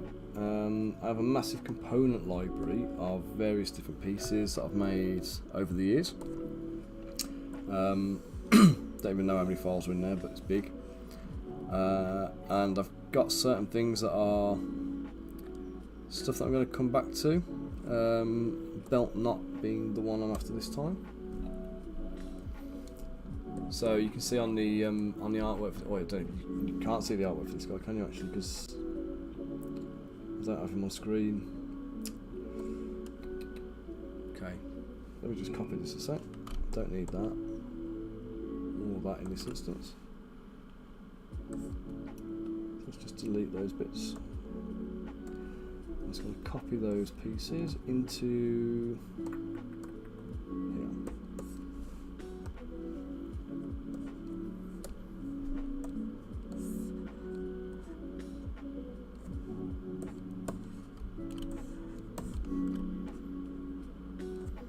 So it's one of those things. It's a complicated little bit of knot work, which when you have to do it over and over and over again, it's just draining. So it's one of those things I've made it once, I've saved it down, and now I can come back and reuse it as and when I need to.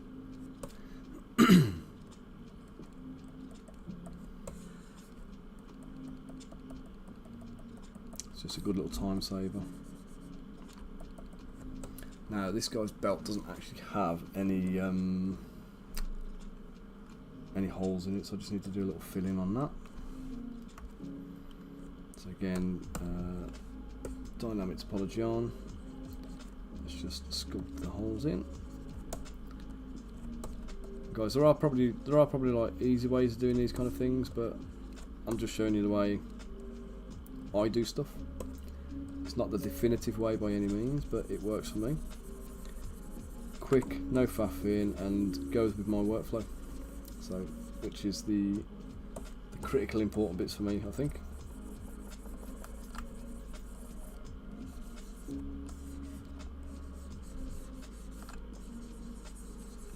I mean, that was kind of where we ended up with the donut mail chat actually as well.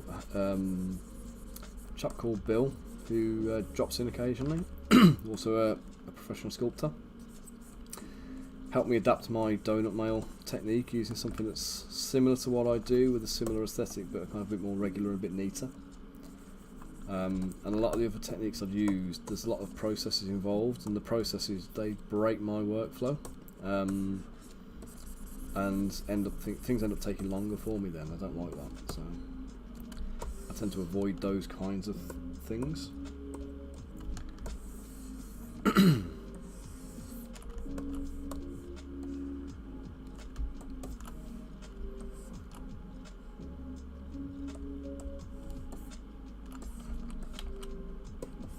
we go. And he's got a little belt buckle thing on the end. Let's just shape that.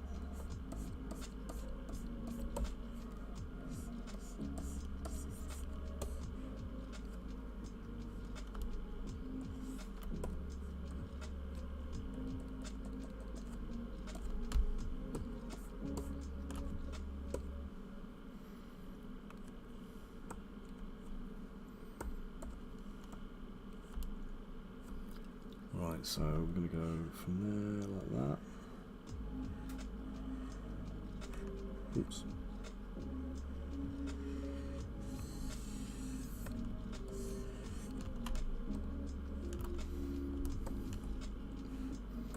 Let's do a little export on that, and so extract, sorry, we'll bump the smoothness up.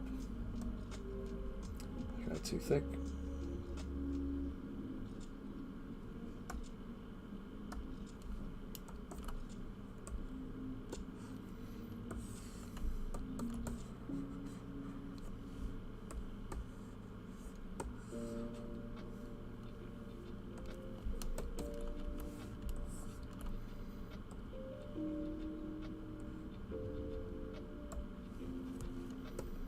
Just slice the back off this.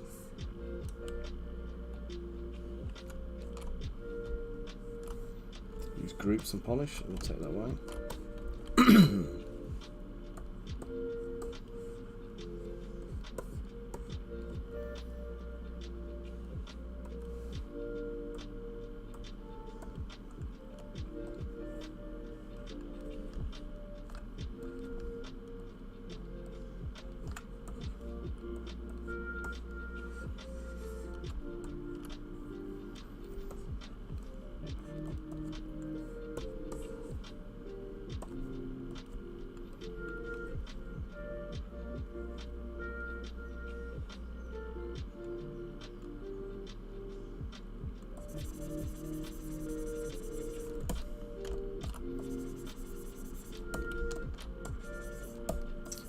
Yeah, I don't know what the deal is with the shrinky dinks, but yeah, I've just never come across them.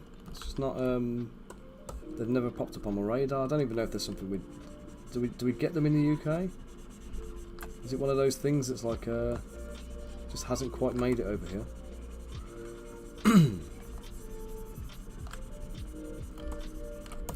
Right, I can hear madness about to descend outside. So guys, I apologise in advance if we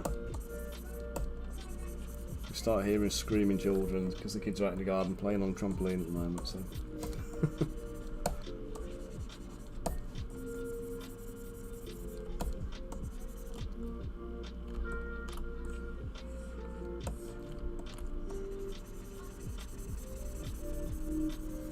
The half term for schools here.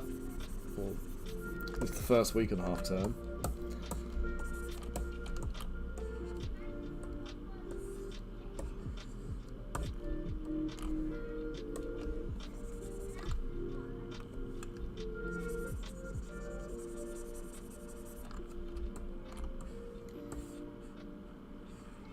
There we go.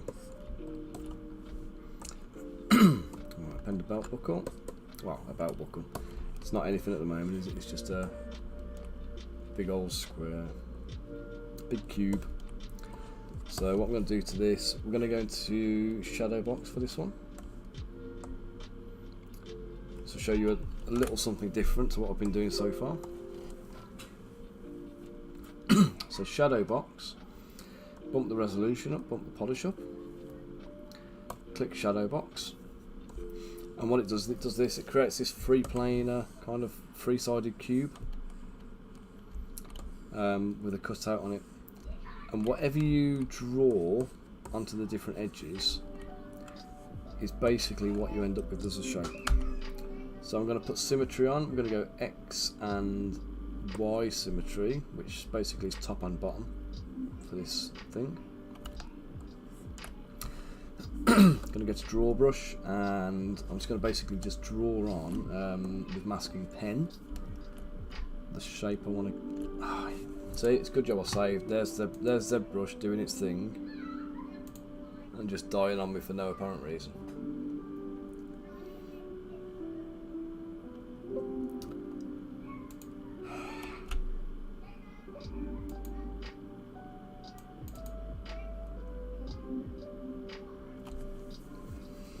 What time am I finishing today? I don't know, mate, to be honest. It's I'm trying to avoid having to get out there with the kids, if I'm honest.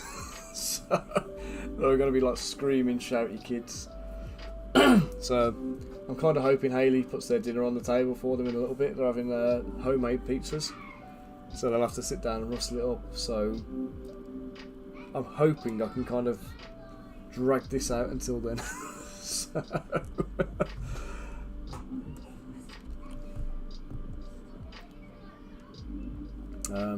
what was I doing again? Right, so geometry, shadow box, bump the resolution, bump the polish, do the shadow box. So I'm going to come around the back here, activate symmetry, X and Y, and I just want to draw the shape out. So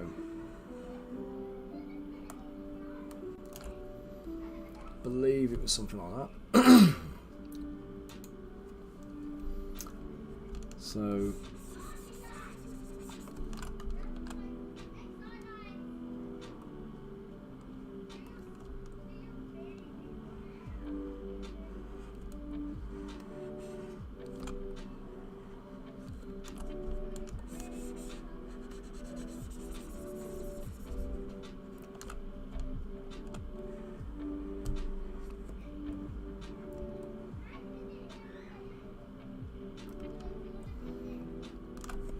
right now here at the bottom I need to basically boost the width of this because the shadow box doesn't go all the way to the edges, which means that my shape's not going to go all the way through. But you see how obviously just because I've just drawn that shape on the mask at the back, it's now come through. So I now need to just take out a section in the middle to turn this into a belt buckle.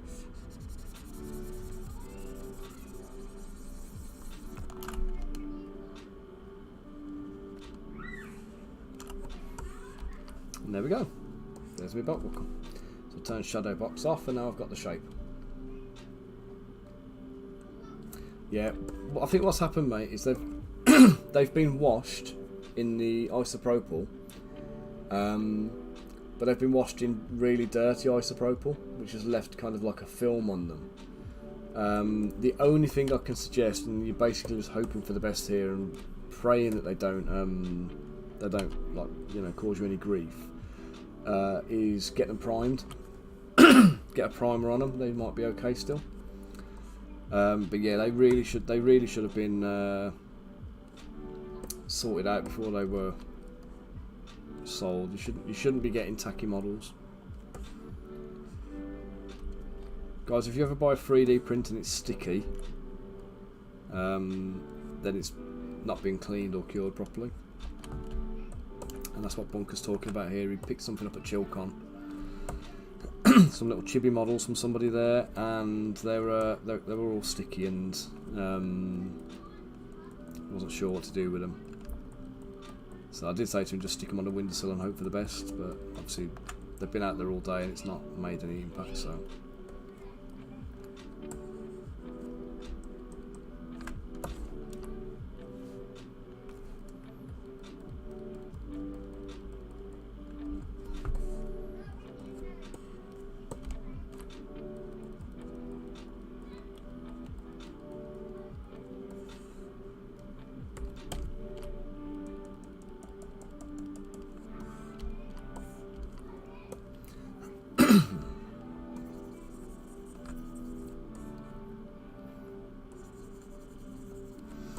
Yeah, good luck with the second round of baking, Kimmer.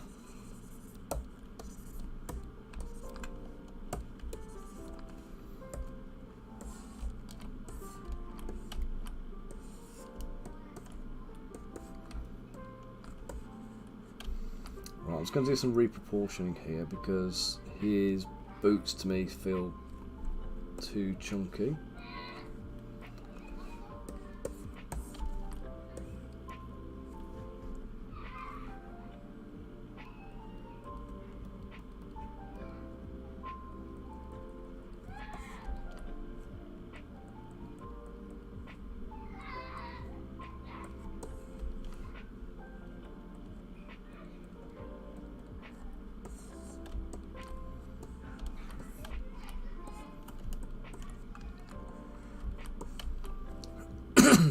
A bit better. Yeah, you spray canning them, Bunker, for your primer, or you airbrushing? Bit of a rattle can job.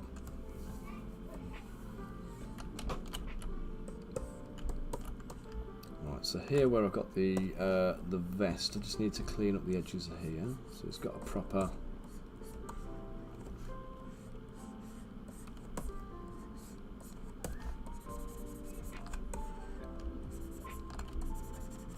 Edging. I know I said that earlier on. I came in to do my to start the chat with AJ before the stream went live. I'd walked down the office in my hoodie, and I walked in. I was like, it's like 14 degrees outside or something like that. I feel like I can go t-shirts and lose the hoodie. And then by the time I was out in the sun, I regretted that and I had to put my hoodie back on. So. But yeah, I haven't got the heater on or anything today. Office is running at about 23 degrees, so that's just body heat and computer running. That is, so that's perfect. You know what I mean? I'm happy with that. For 3D printing, that's a spot on temperature point as well.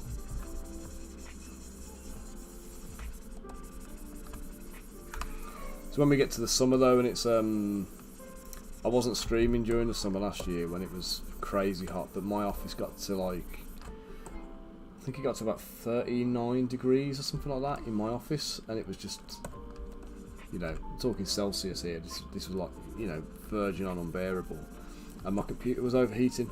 So like, I'd be trying to work and everything was just slow and laggy, and I just couldn't do anything, so I'm not really looking forward to that point of the summer. So, you know, we're in the UK, so you can't really justify air conditioning because it's, you know, you use it for like 4 days a year maybe, and then it just obviously costs you a ton of money otherwise.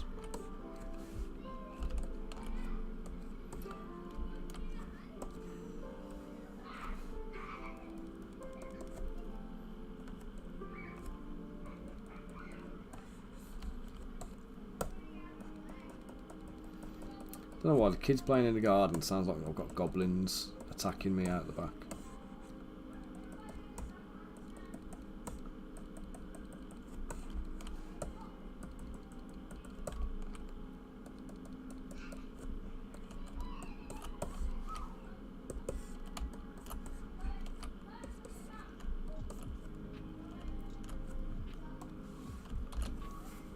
save just to make sure. Okay, then I'm going to get the legs, sorry, the boots. I'm going to attach them to the legs.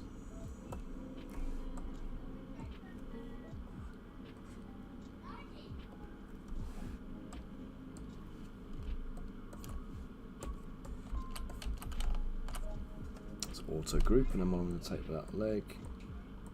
I started doing earlier with a little bit of posing, and I've backed off and stopped, but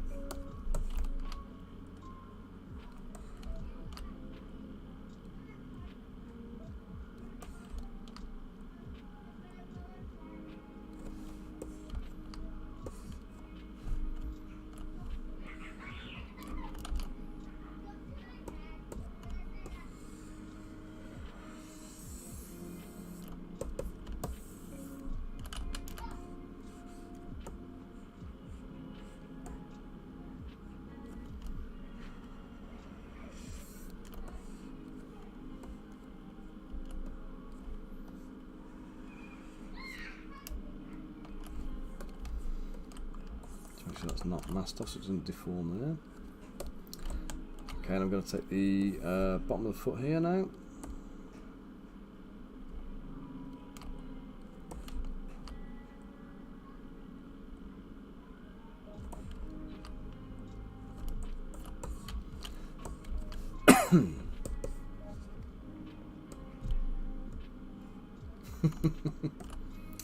Mate, this is the problem. There's a lot of people came to the market with 3D printers as a means of making extra cash during COVID lockdowns and everything else. So a lot of people bought the printers, got all of the merchant licenses and stuff without even knowing what they were doing, and then start printing stuff and sending it out to people.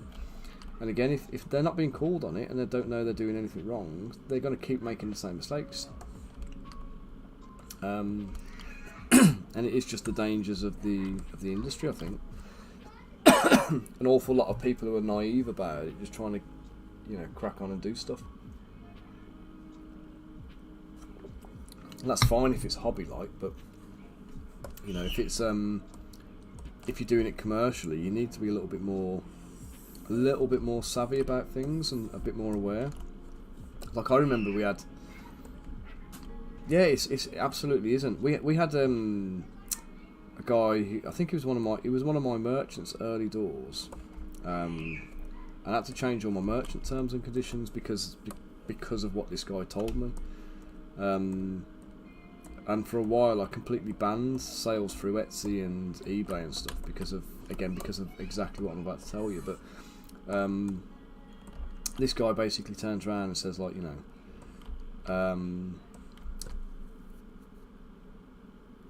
he's just had a model explode on his shelf, and he had it about 6 months ago. What's the problem? What's going on with it? And I'm kind of, well, I don't know. Why is it exploded? And it turned out he'd been hollowing every single model. So even like the 32mm humans and stuff, like that, making a decent profit, selling them at a normal kind of price point. So this guy had looked at his slicer, printed it, sliced something whole. Oh, sorry, man. Sorry, guys. I don't know what's going on here. I'll be on. Am I live now? Am I still going?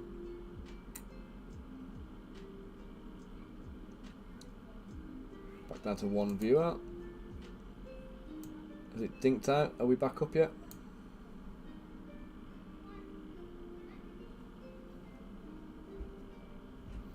So I'm going to get loads of email notifications on my phone saying it's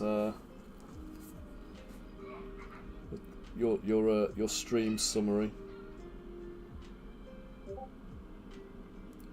Have we got it? Are we back on? Can you hear me, people?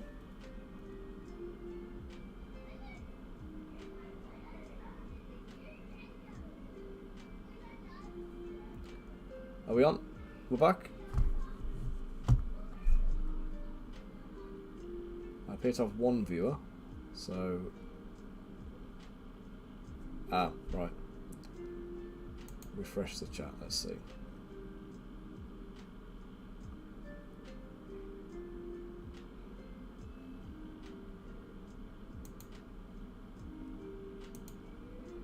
I've got nobody in the chat now.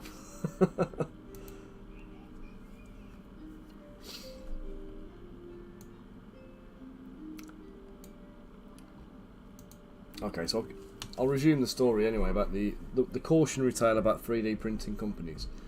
This guy had basically gone off and he'd got his 3D printing set up. Awesome bunker.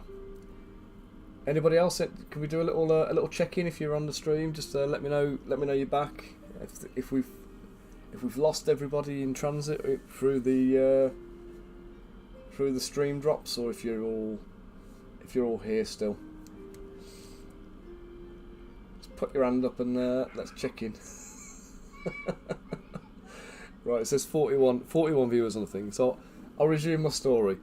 So basically, like I say, cautionary tale about buying for 3D printing companies. Not everybody is legit. So be sure to check reviews, make sure the reviews are legitimate. And yeah, basically there was a guy who was a merchant on my Patreon a while back, and I had to change all the terms because of this guy. And what he'd been doing was he'd been hollowing every single miniature he'd produced for 6 or 7 months since he started the business.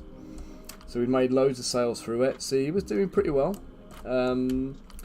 And then we kind of came to the problem point where his model exploded on the shelf. So something he'd printed almost at the beginning of his printing career had kind of like ruptured open, and oozed liquid resin all over the shelf of his display cabinet. And he didn't know what was going on.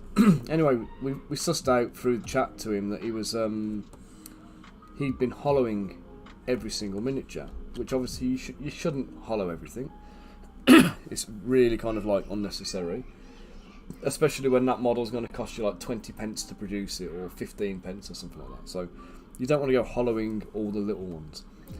Massive great big things, fair enough, but in my experience I don't even hollow them because it leads to more issues with like suction and models pulling apart and layer separations and things like that. And if you don't fully cure and clean the inside of the model, then you will have issues.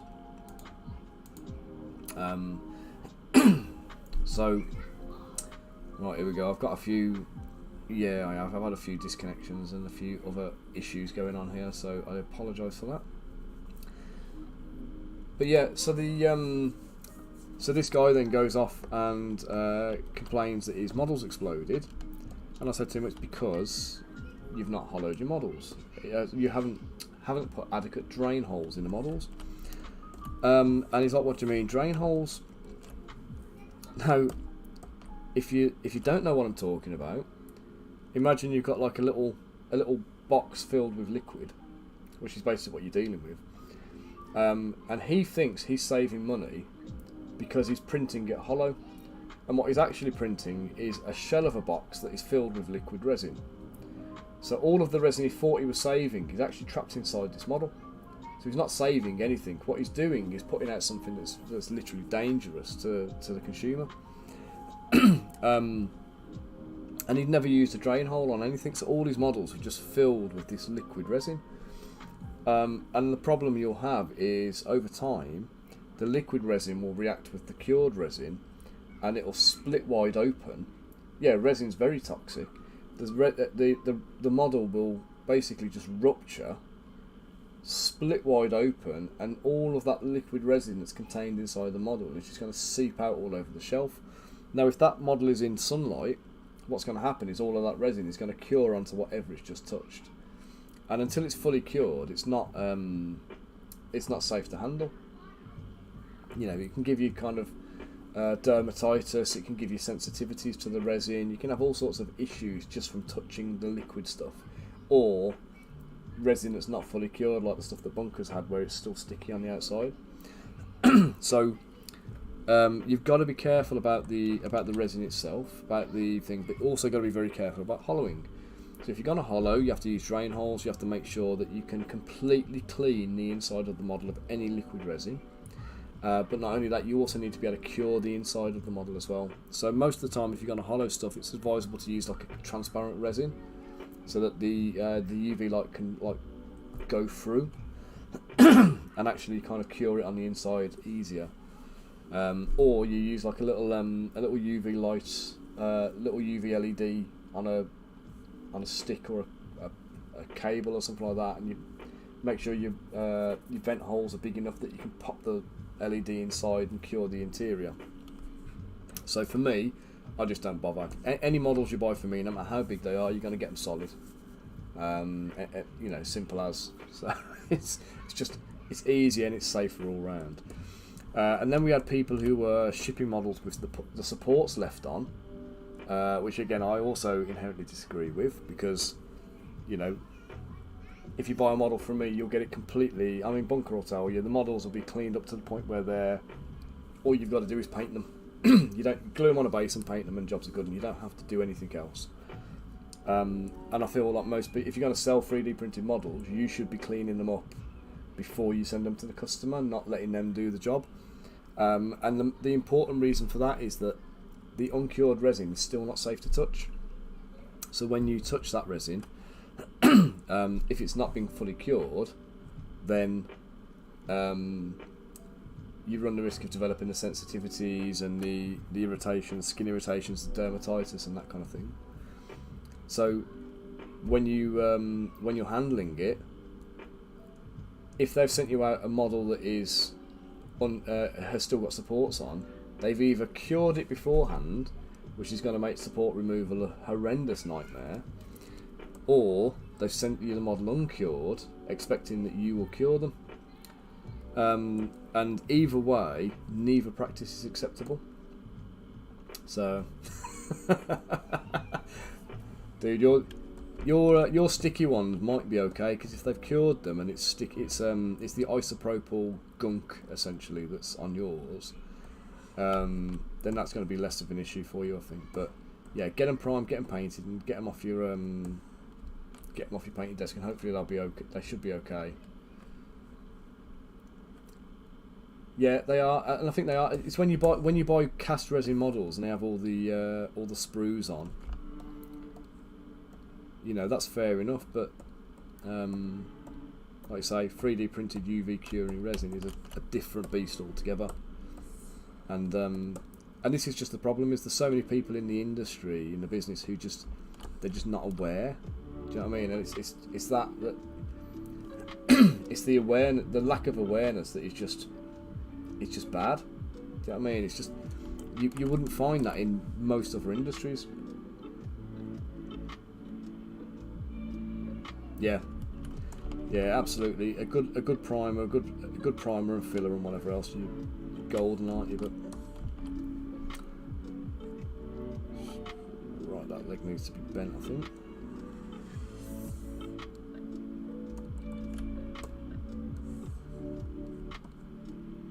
Oh god.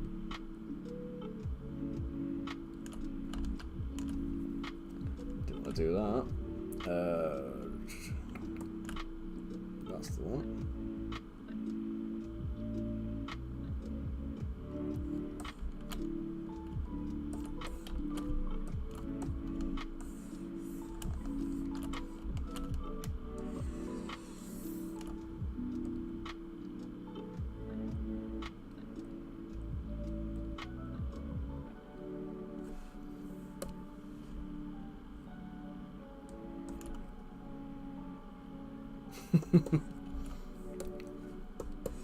Isn't it like car stuff? Isn't it the same kind of thing you use for cars?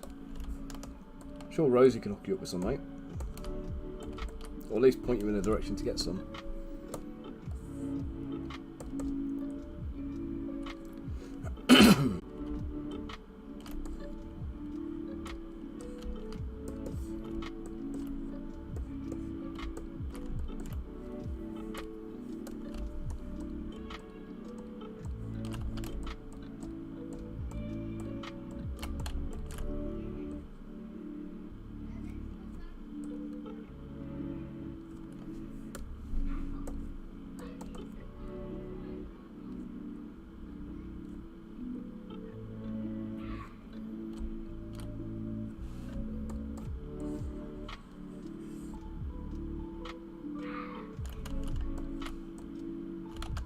Oops.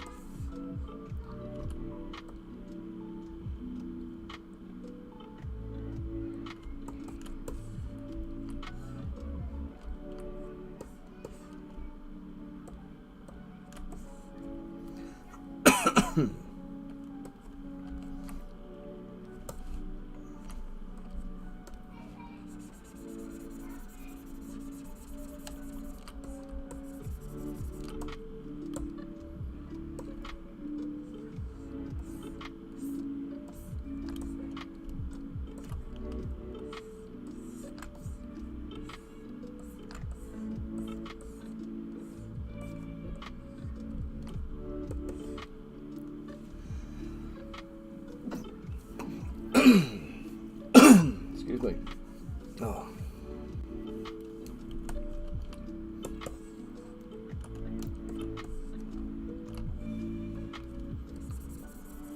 Oh yeah, Bunker, you don't want to use that filler stuff on your resin stuff, by the way.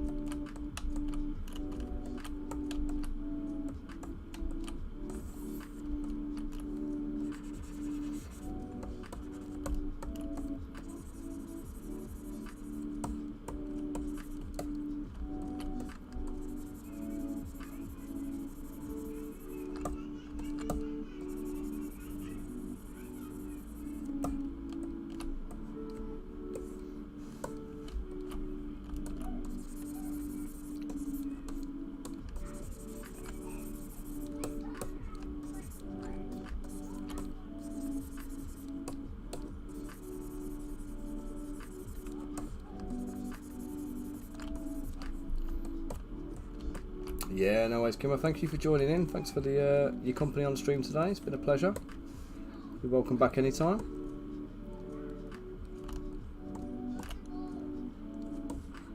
Have a lovely day.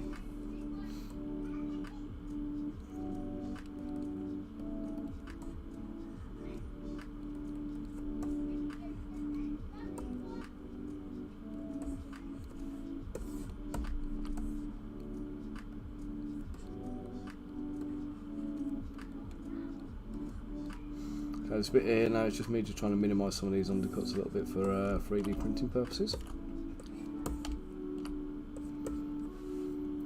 Let's just do a slice curve and take a bit of the bottom off here to give them a flat base to stand on.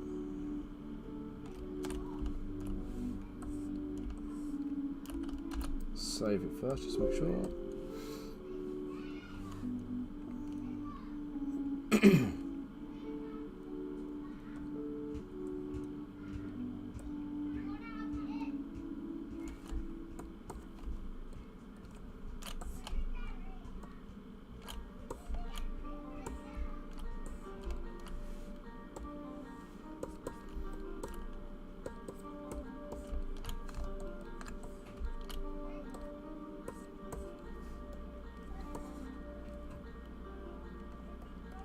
Do it again, Bunker.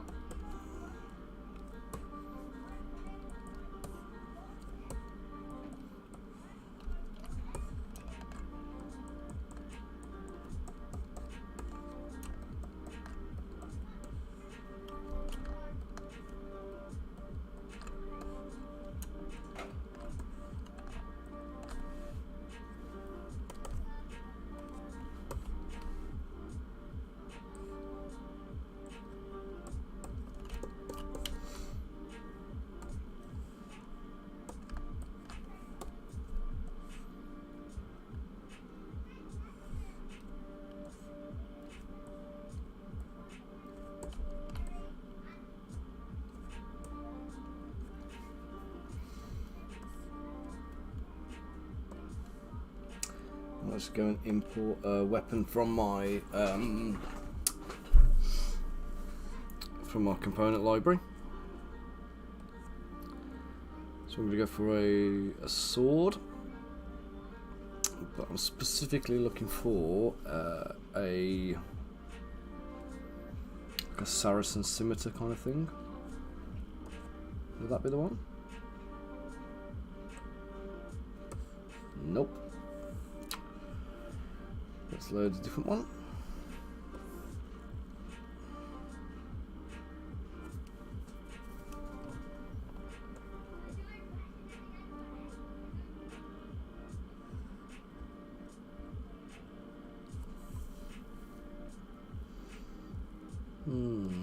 Cossack saber might do the job.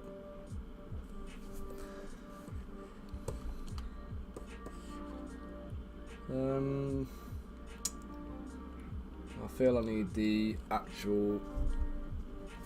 I do have an actual scimitar that I made.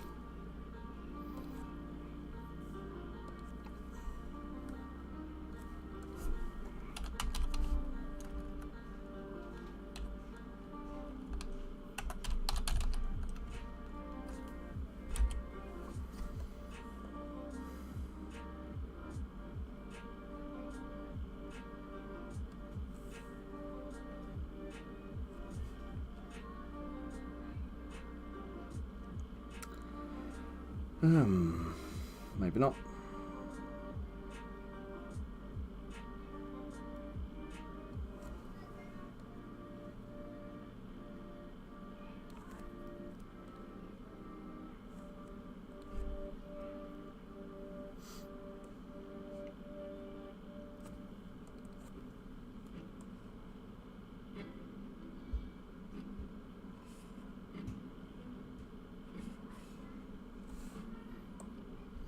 No, I've no idea where I put it. Bugger. Never mind. Let's just adapt this one then. So I need the blade to be shorter. The curve on it is fine, so that's not a problem. Let's shorten the blade.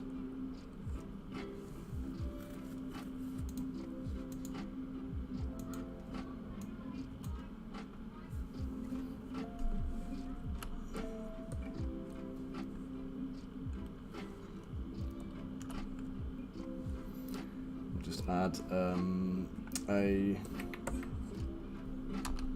let's get some Z symmetry going on. So back to no, it's X. Sorry, not Z. Some symmetry going on. Just going to put the what's going on there. That's better. Local symmetry there. We'll do the same up here.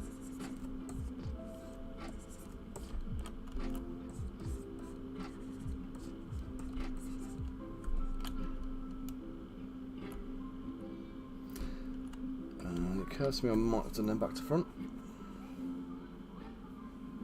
Yes, I have. Let's just change that then. Oops, no, that was too far undone. Actually, do you know what? I can just go back to there. Let me just mirror on the x-axis. No, on the y-axis. Z-axis even. We'll get there in the end. Okay, so just in case you're wondering why I've just done that. So imagine a blade's coming down here.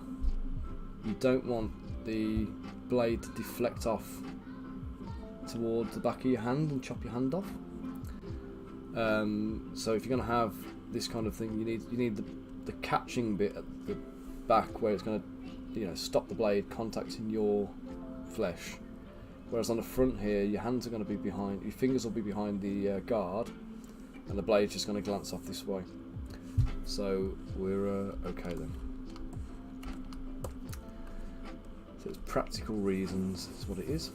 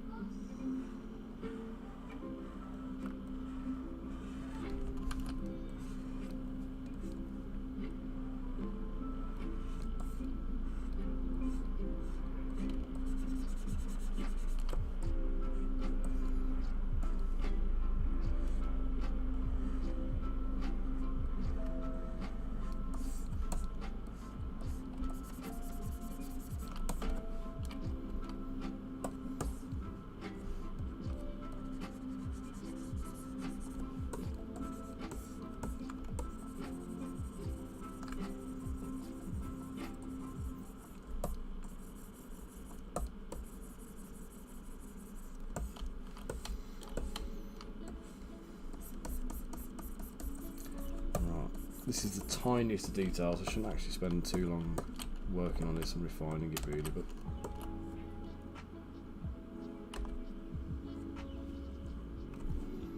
so we're only going to see it from one angle really, so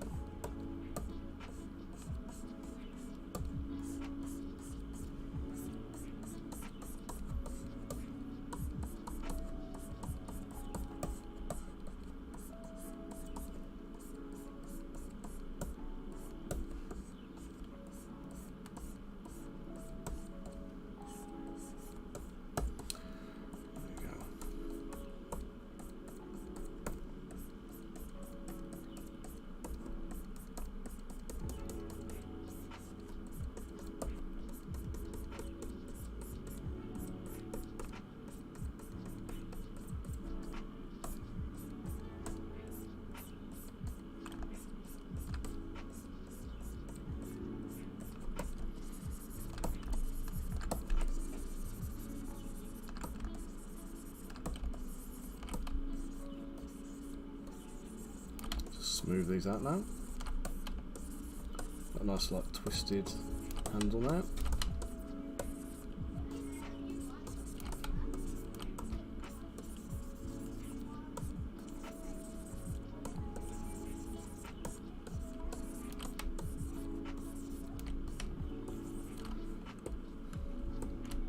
Oops, where's it gone?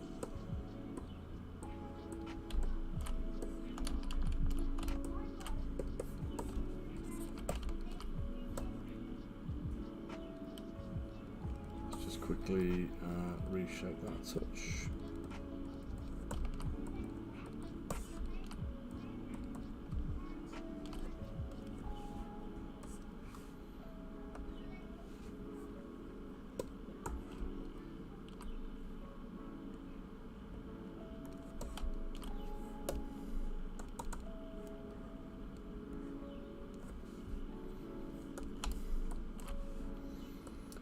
Rotational symmetry on this one, and I want it on. That's it, the y-axis.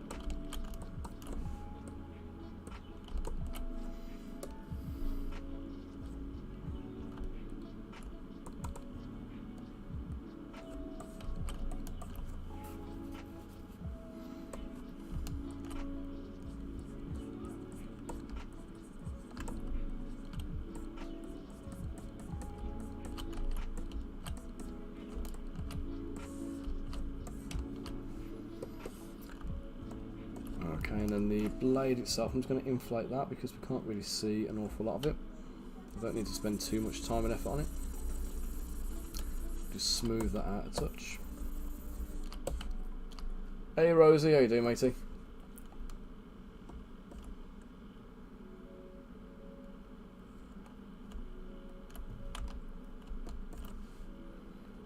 You having a rubbish day, are you, dude?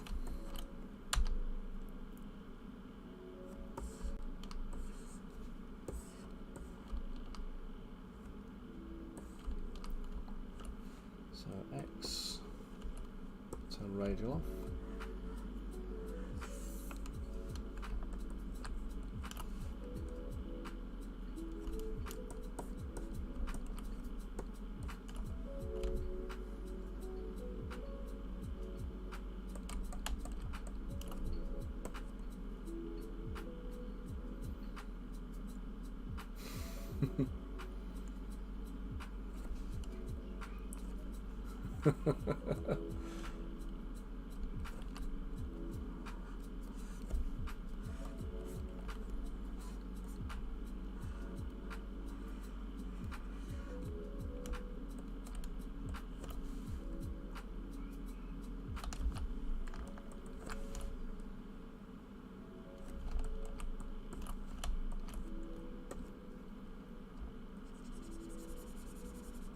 You off the clock now, are you, mate?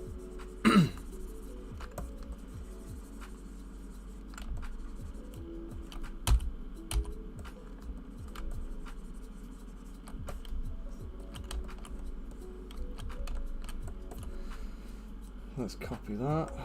Let's drop it into the model.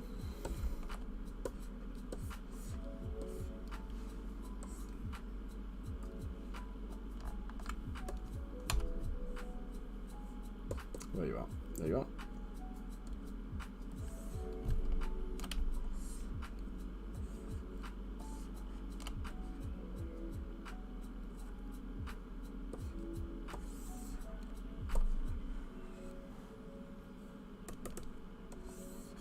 Oops.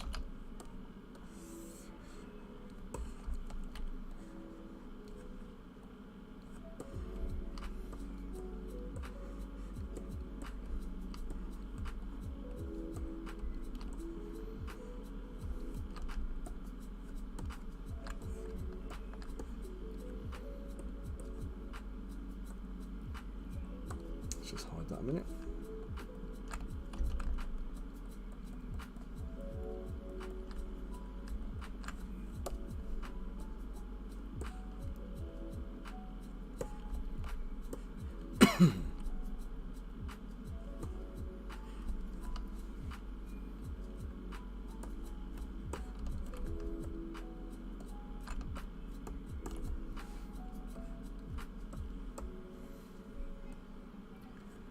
Right, let's get some a bit of texture going on here.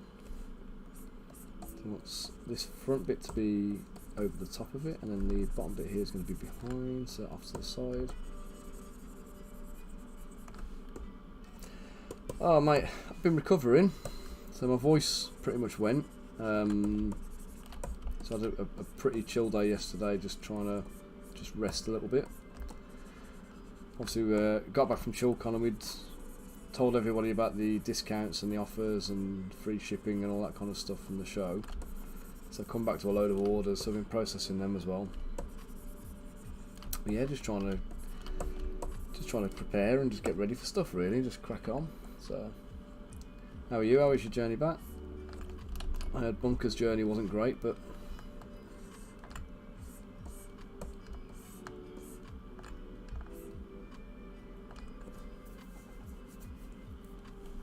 here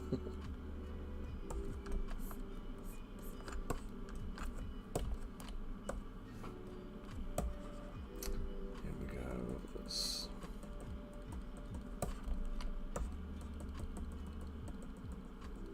I think we're like, are we like in the middle of the night Australian time now?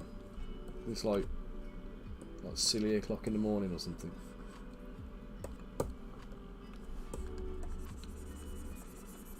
So I know when I started the stream it was evening for them. So it was AJ's evening stream.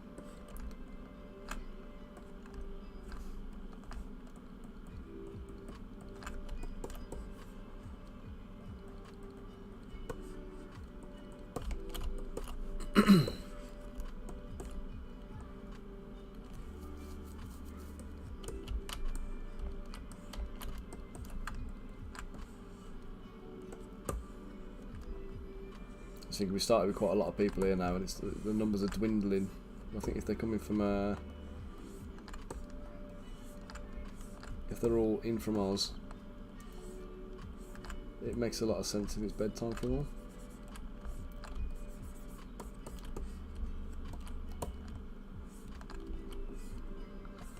That's the beauty of streaming, isn't it? When you've got people all around the world.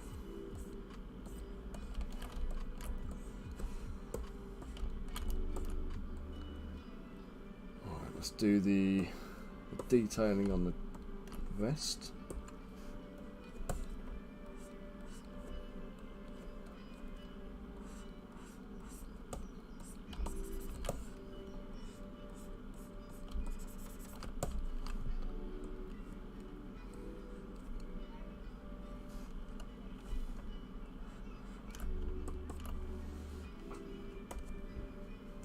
divide that and delete lower so we can get a little bit of resolution in.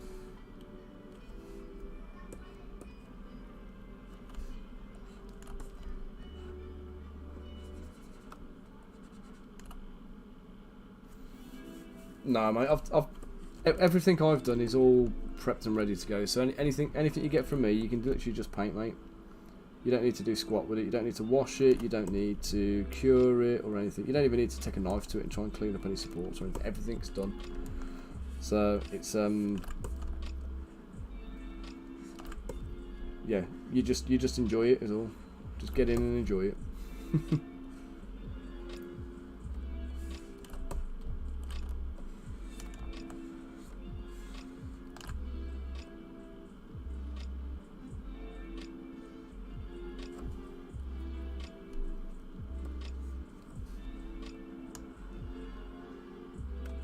Yeah, we were just talking about the perils of dodgy 3D printing companies out there who are offering services. I had one guy a while back actually thinking about it, and he sent me a message and he basically signed up to my Patreon on the merchant license.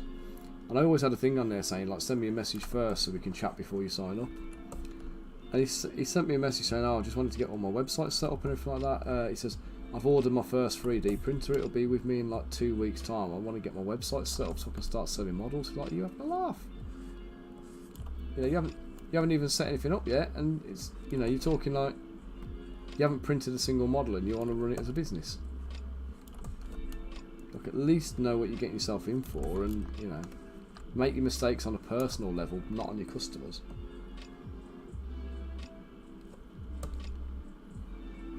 Yeah, mate. The ones you got from me, you can just literally just get straight in. If you had anything out the Lucky Dip, the only thing I would say is if you've got the ones with the sprues on, those ones are cast resin. And with those ones, you will need to probably just give them a little scrub, just to make sure there's no like mold release or anything on them. I don't think they even use mold release when they cast them, but better safe than sorry. You know what I mean? I don't think I ever did. I don't think I ever like scrubbed them or anything.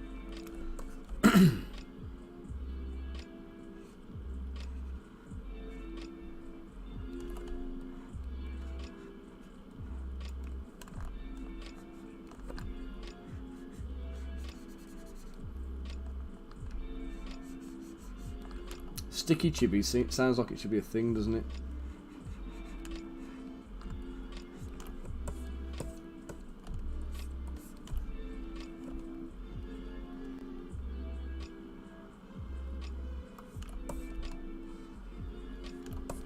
Yeah, just get a decent coat of primer on them to just like enclose them all in, and hopefully you won't notice the tackiness anymore then.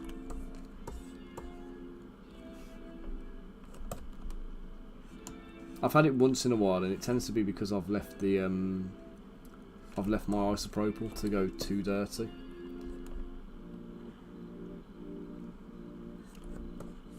And I've not left it soaking like long enough to clean. So as long as you know where you've gone wrong with it, you can correct it. Unfortunately, if that's been cured, I don't think it's correctable. It's like the stickiness gets like baked in, if you know what I mean. So let's just inflate that bit.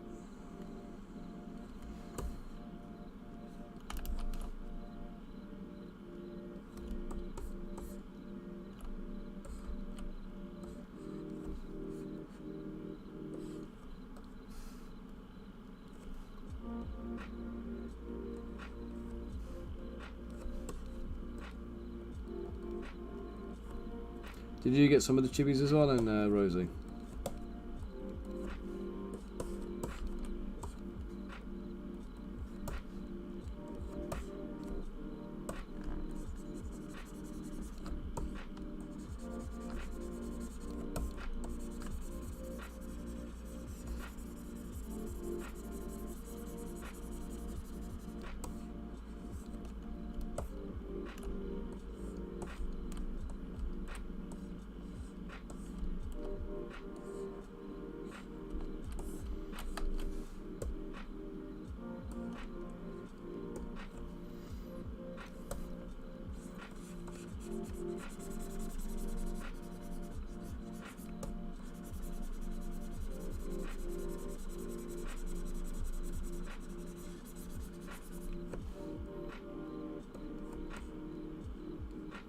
Yeah, if you throw them in the sun, if you throw them in the sun, they're still going to be tacky if it's to do with the cleanup. So the only thing you could possibly do is if you've got any isopropyl kicking around, or any methylated spirits or anything like that, or terps even.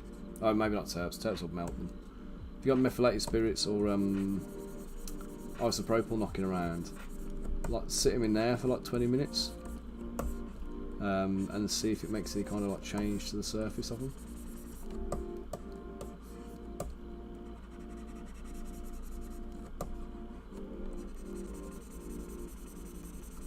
And then if that doesn't work, unfortunately, I think you just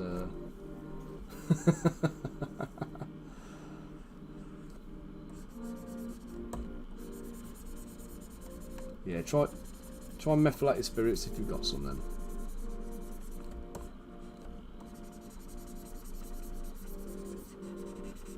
I was just thinking with you, Rosie, I don't know if you'd have like isopropyl or anything knocking around at the at work.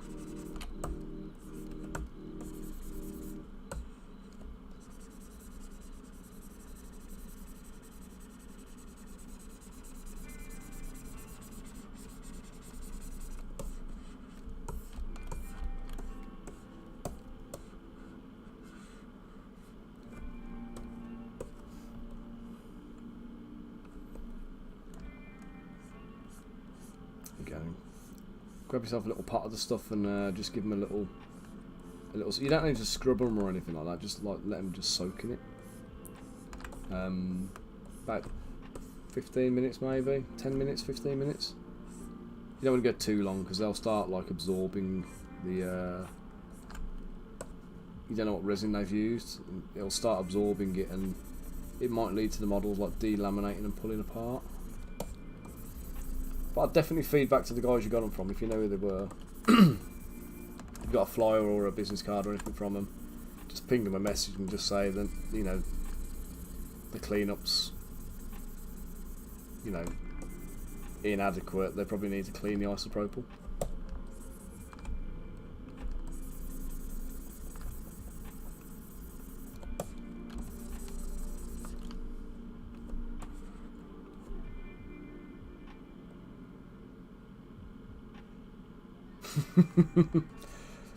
Honestly, mate, I have left stuff like in isopropyl overnight before, and it's still fine.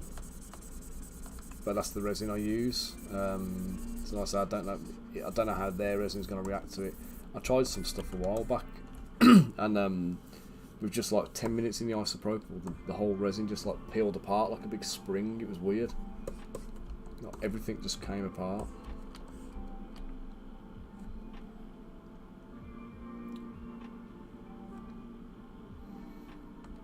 So I need to do a button. So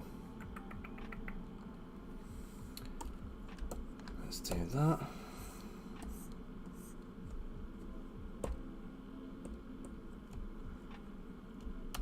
And then that.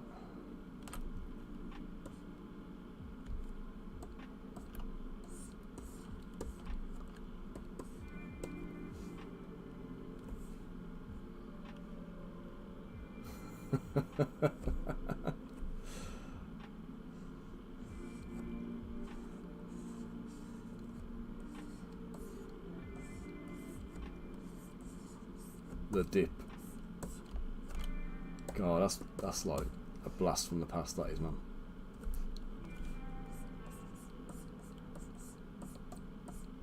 I've watched Who Framed Roger Rabbit in absolutely ages. I don't know if it's one of them films that would hold up well now, you know, when you're like...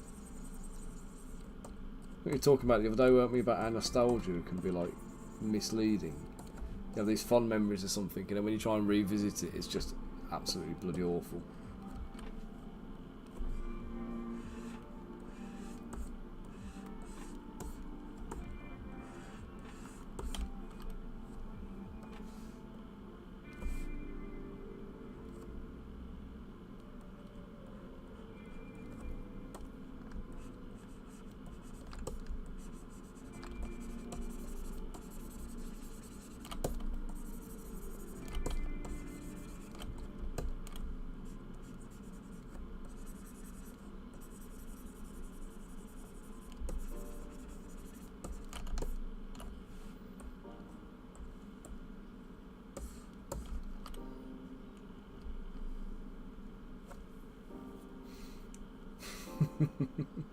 Hey Harrison, how you doing?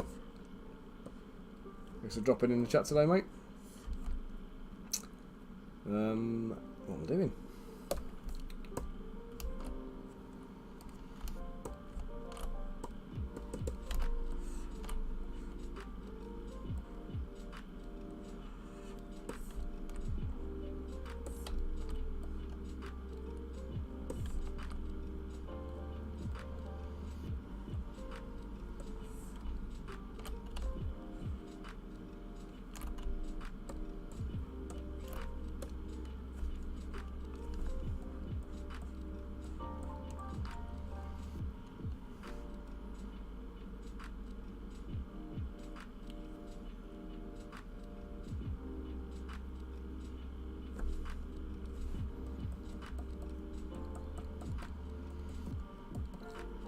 Oh yeah, yeah, I know what you mean.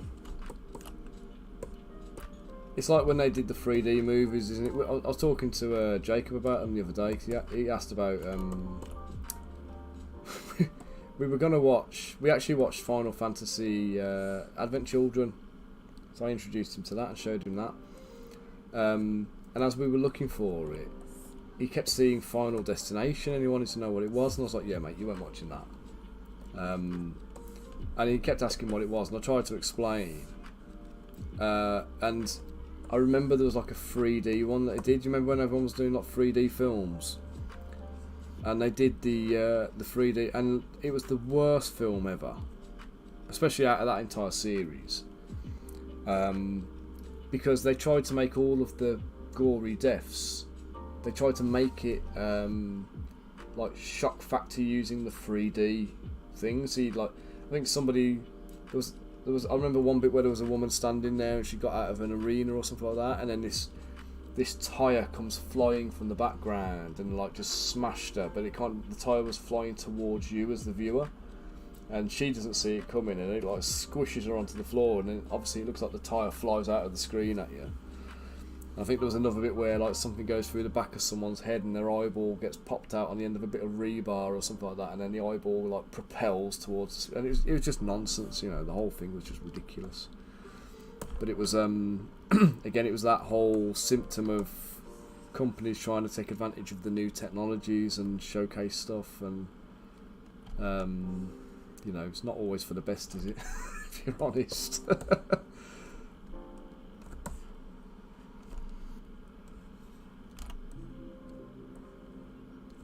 I say that certainly wasn't. That was one of the worst films in the franchise. That one was.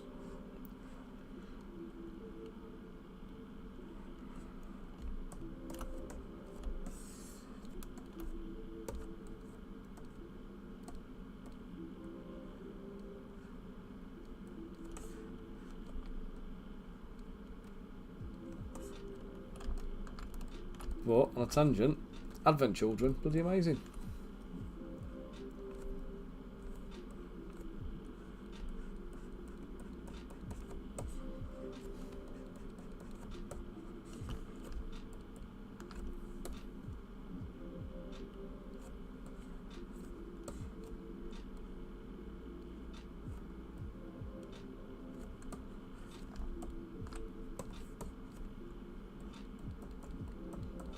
I want to watch Kingsglaive with him next, actually, but I can't remember if it's a bit too adult for him.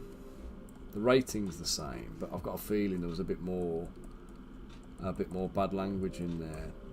I'm not sure about like the gore and stuff. Personally, I'd still let him watch it, but I know it wouldn't go down well with Hayley if I did. So I have to be a bit more sensitive about things like that.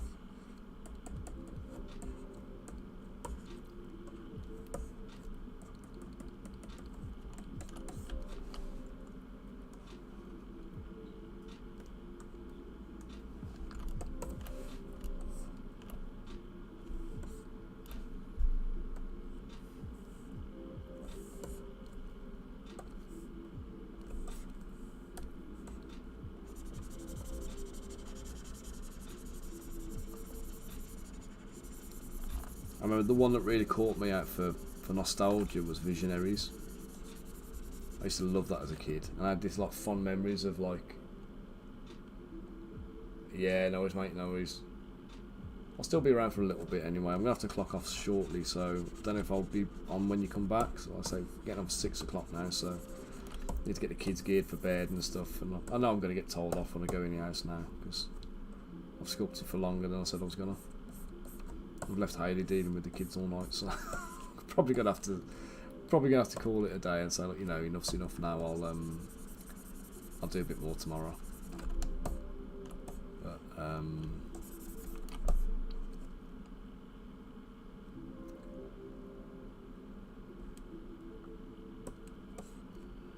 I say she won't come in here and tell me off while I'm streaming, but now I'm going to get it in the neck when I get in the house.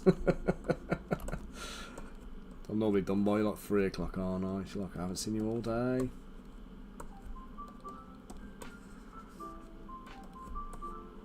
But no, you set up the play date.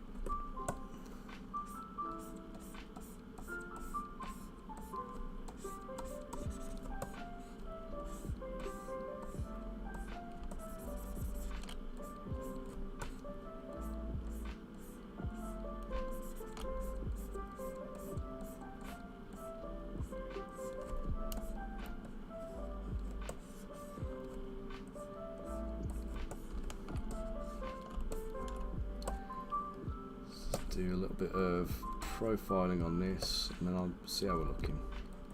I think it's just his coat to do then, actually.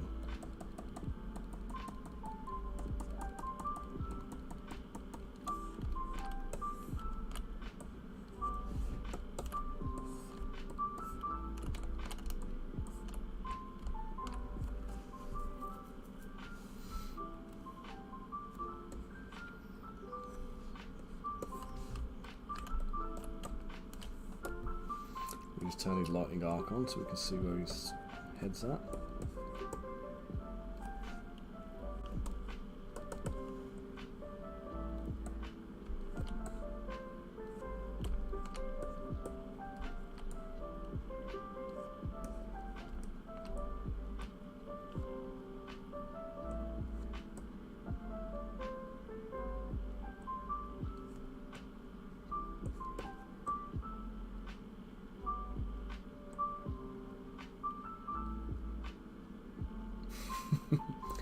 I don't even know what we're having for dinner tonight.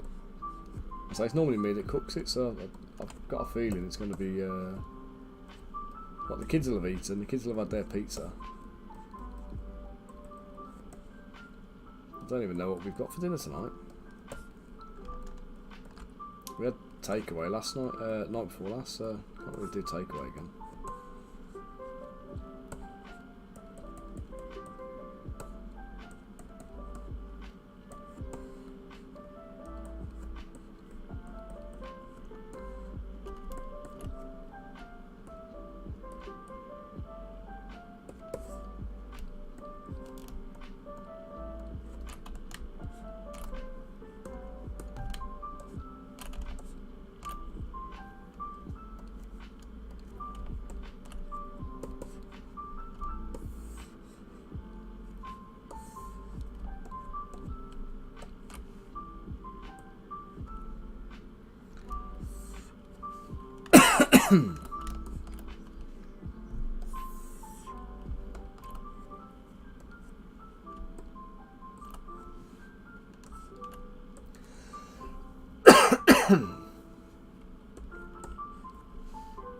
Let's just smooth out some of the fingers.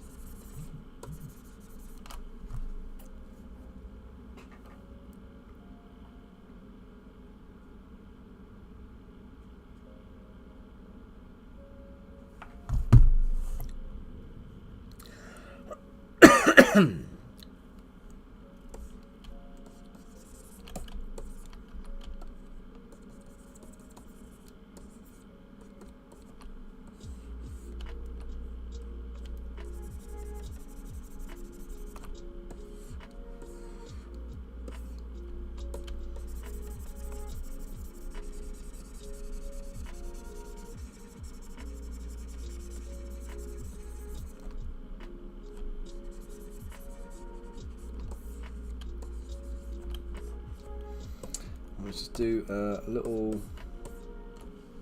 Let's just do a little inflate pass across the fingers, just to thicken them up a touch. Not just remove any breakability at them.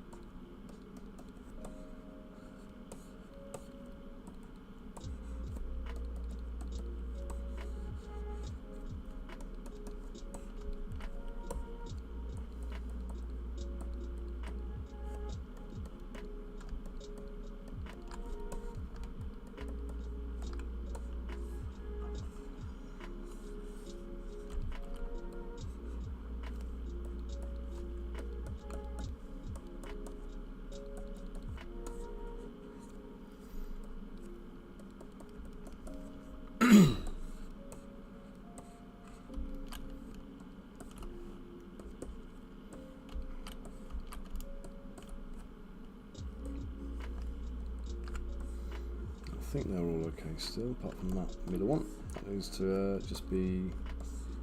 Oops.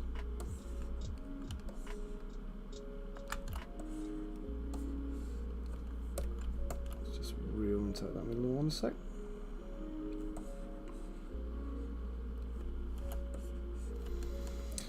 And actually, now let's see it, the bottom one needs to be adjusted as well.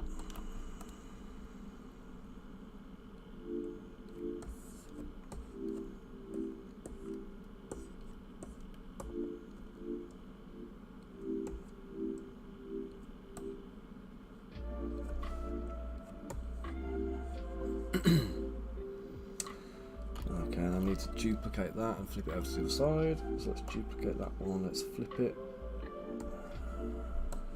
Perfect, yeah, pretty damn good that was.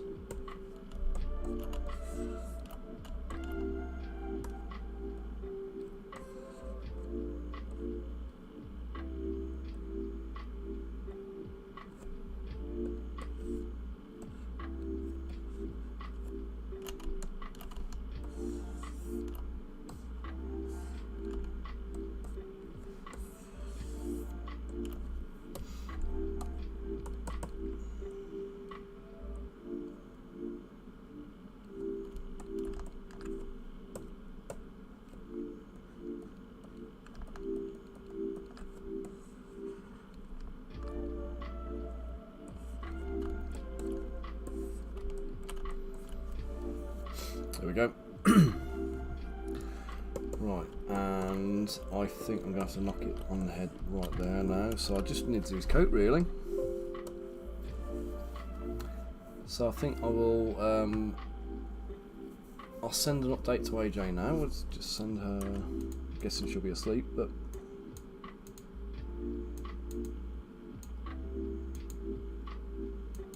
Let's put a bit of dynamic perspective on.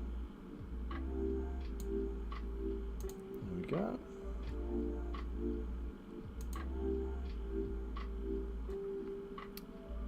Set background to white. Let's redo that.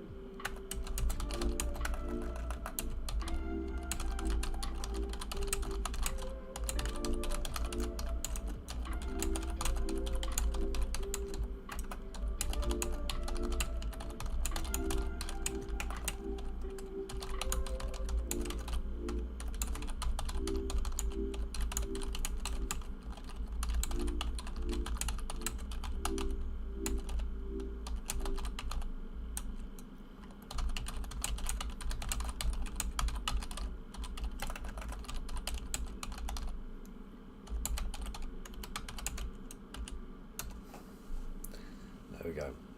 That's AJ updated. Hope she likes him. And let's have a little look and see where we can go and drop you guys off so I can go and get an ear bending off the wife. No, I'm going to spend a bit of time with the kids and then get the little one ready for bed. Okay, so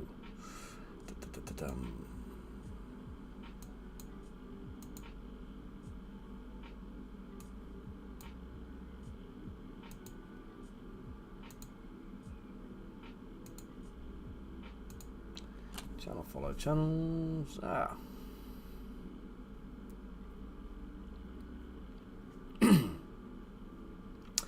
Nobody's on.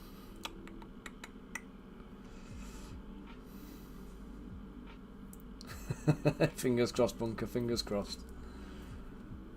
Okay, guys, let's. Bunker, you got any suggestions, mate?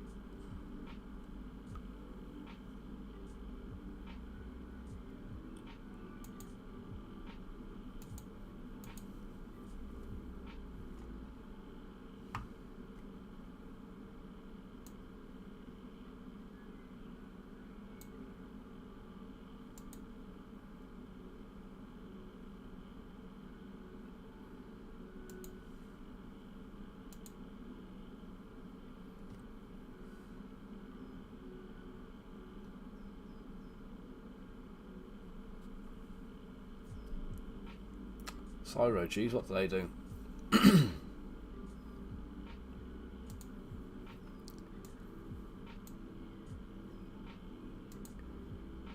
Just end my chill music now.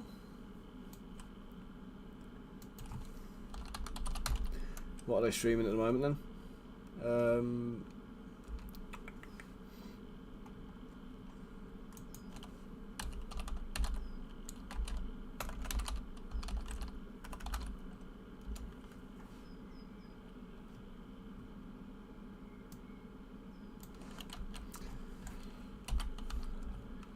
Cryo cheese.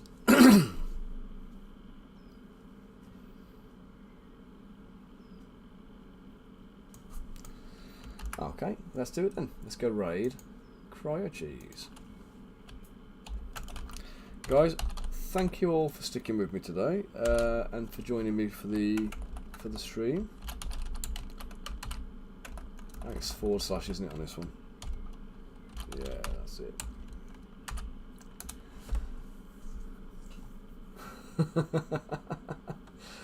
Yeah, thank you all for joining me today. I'll be back tomorrow at 10 o'clock doing a little bit more of this. Over the next couple of weeks I'm going to be a little bit disrupted because we've got the kids off school and we've got a few family days out planned and stuff like that. So thank you, Wolfhammer Gaming, again. Pleasure. So everybody who's still here and stuck around, thank you very much. If you came in from AJ's stream, then you're a superstar because it's been a long time. So yeah, we're going to go and raid out to Cryo Cheese now. So give them a like, follow if it's your thing, and hopefully see you back again tomorrow. Right, take it easy, people. Right, later, taters.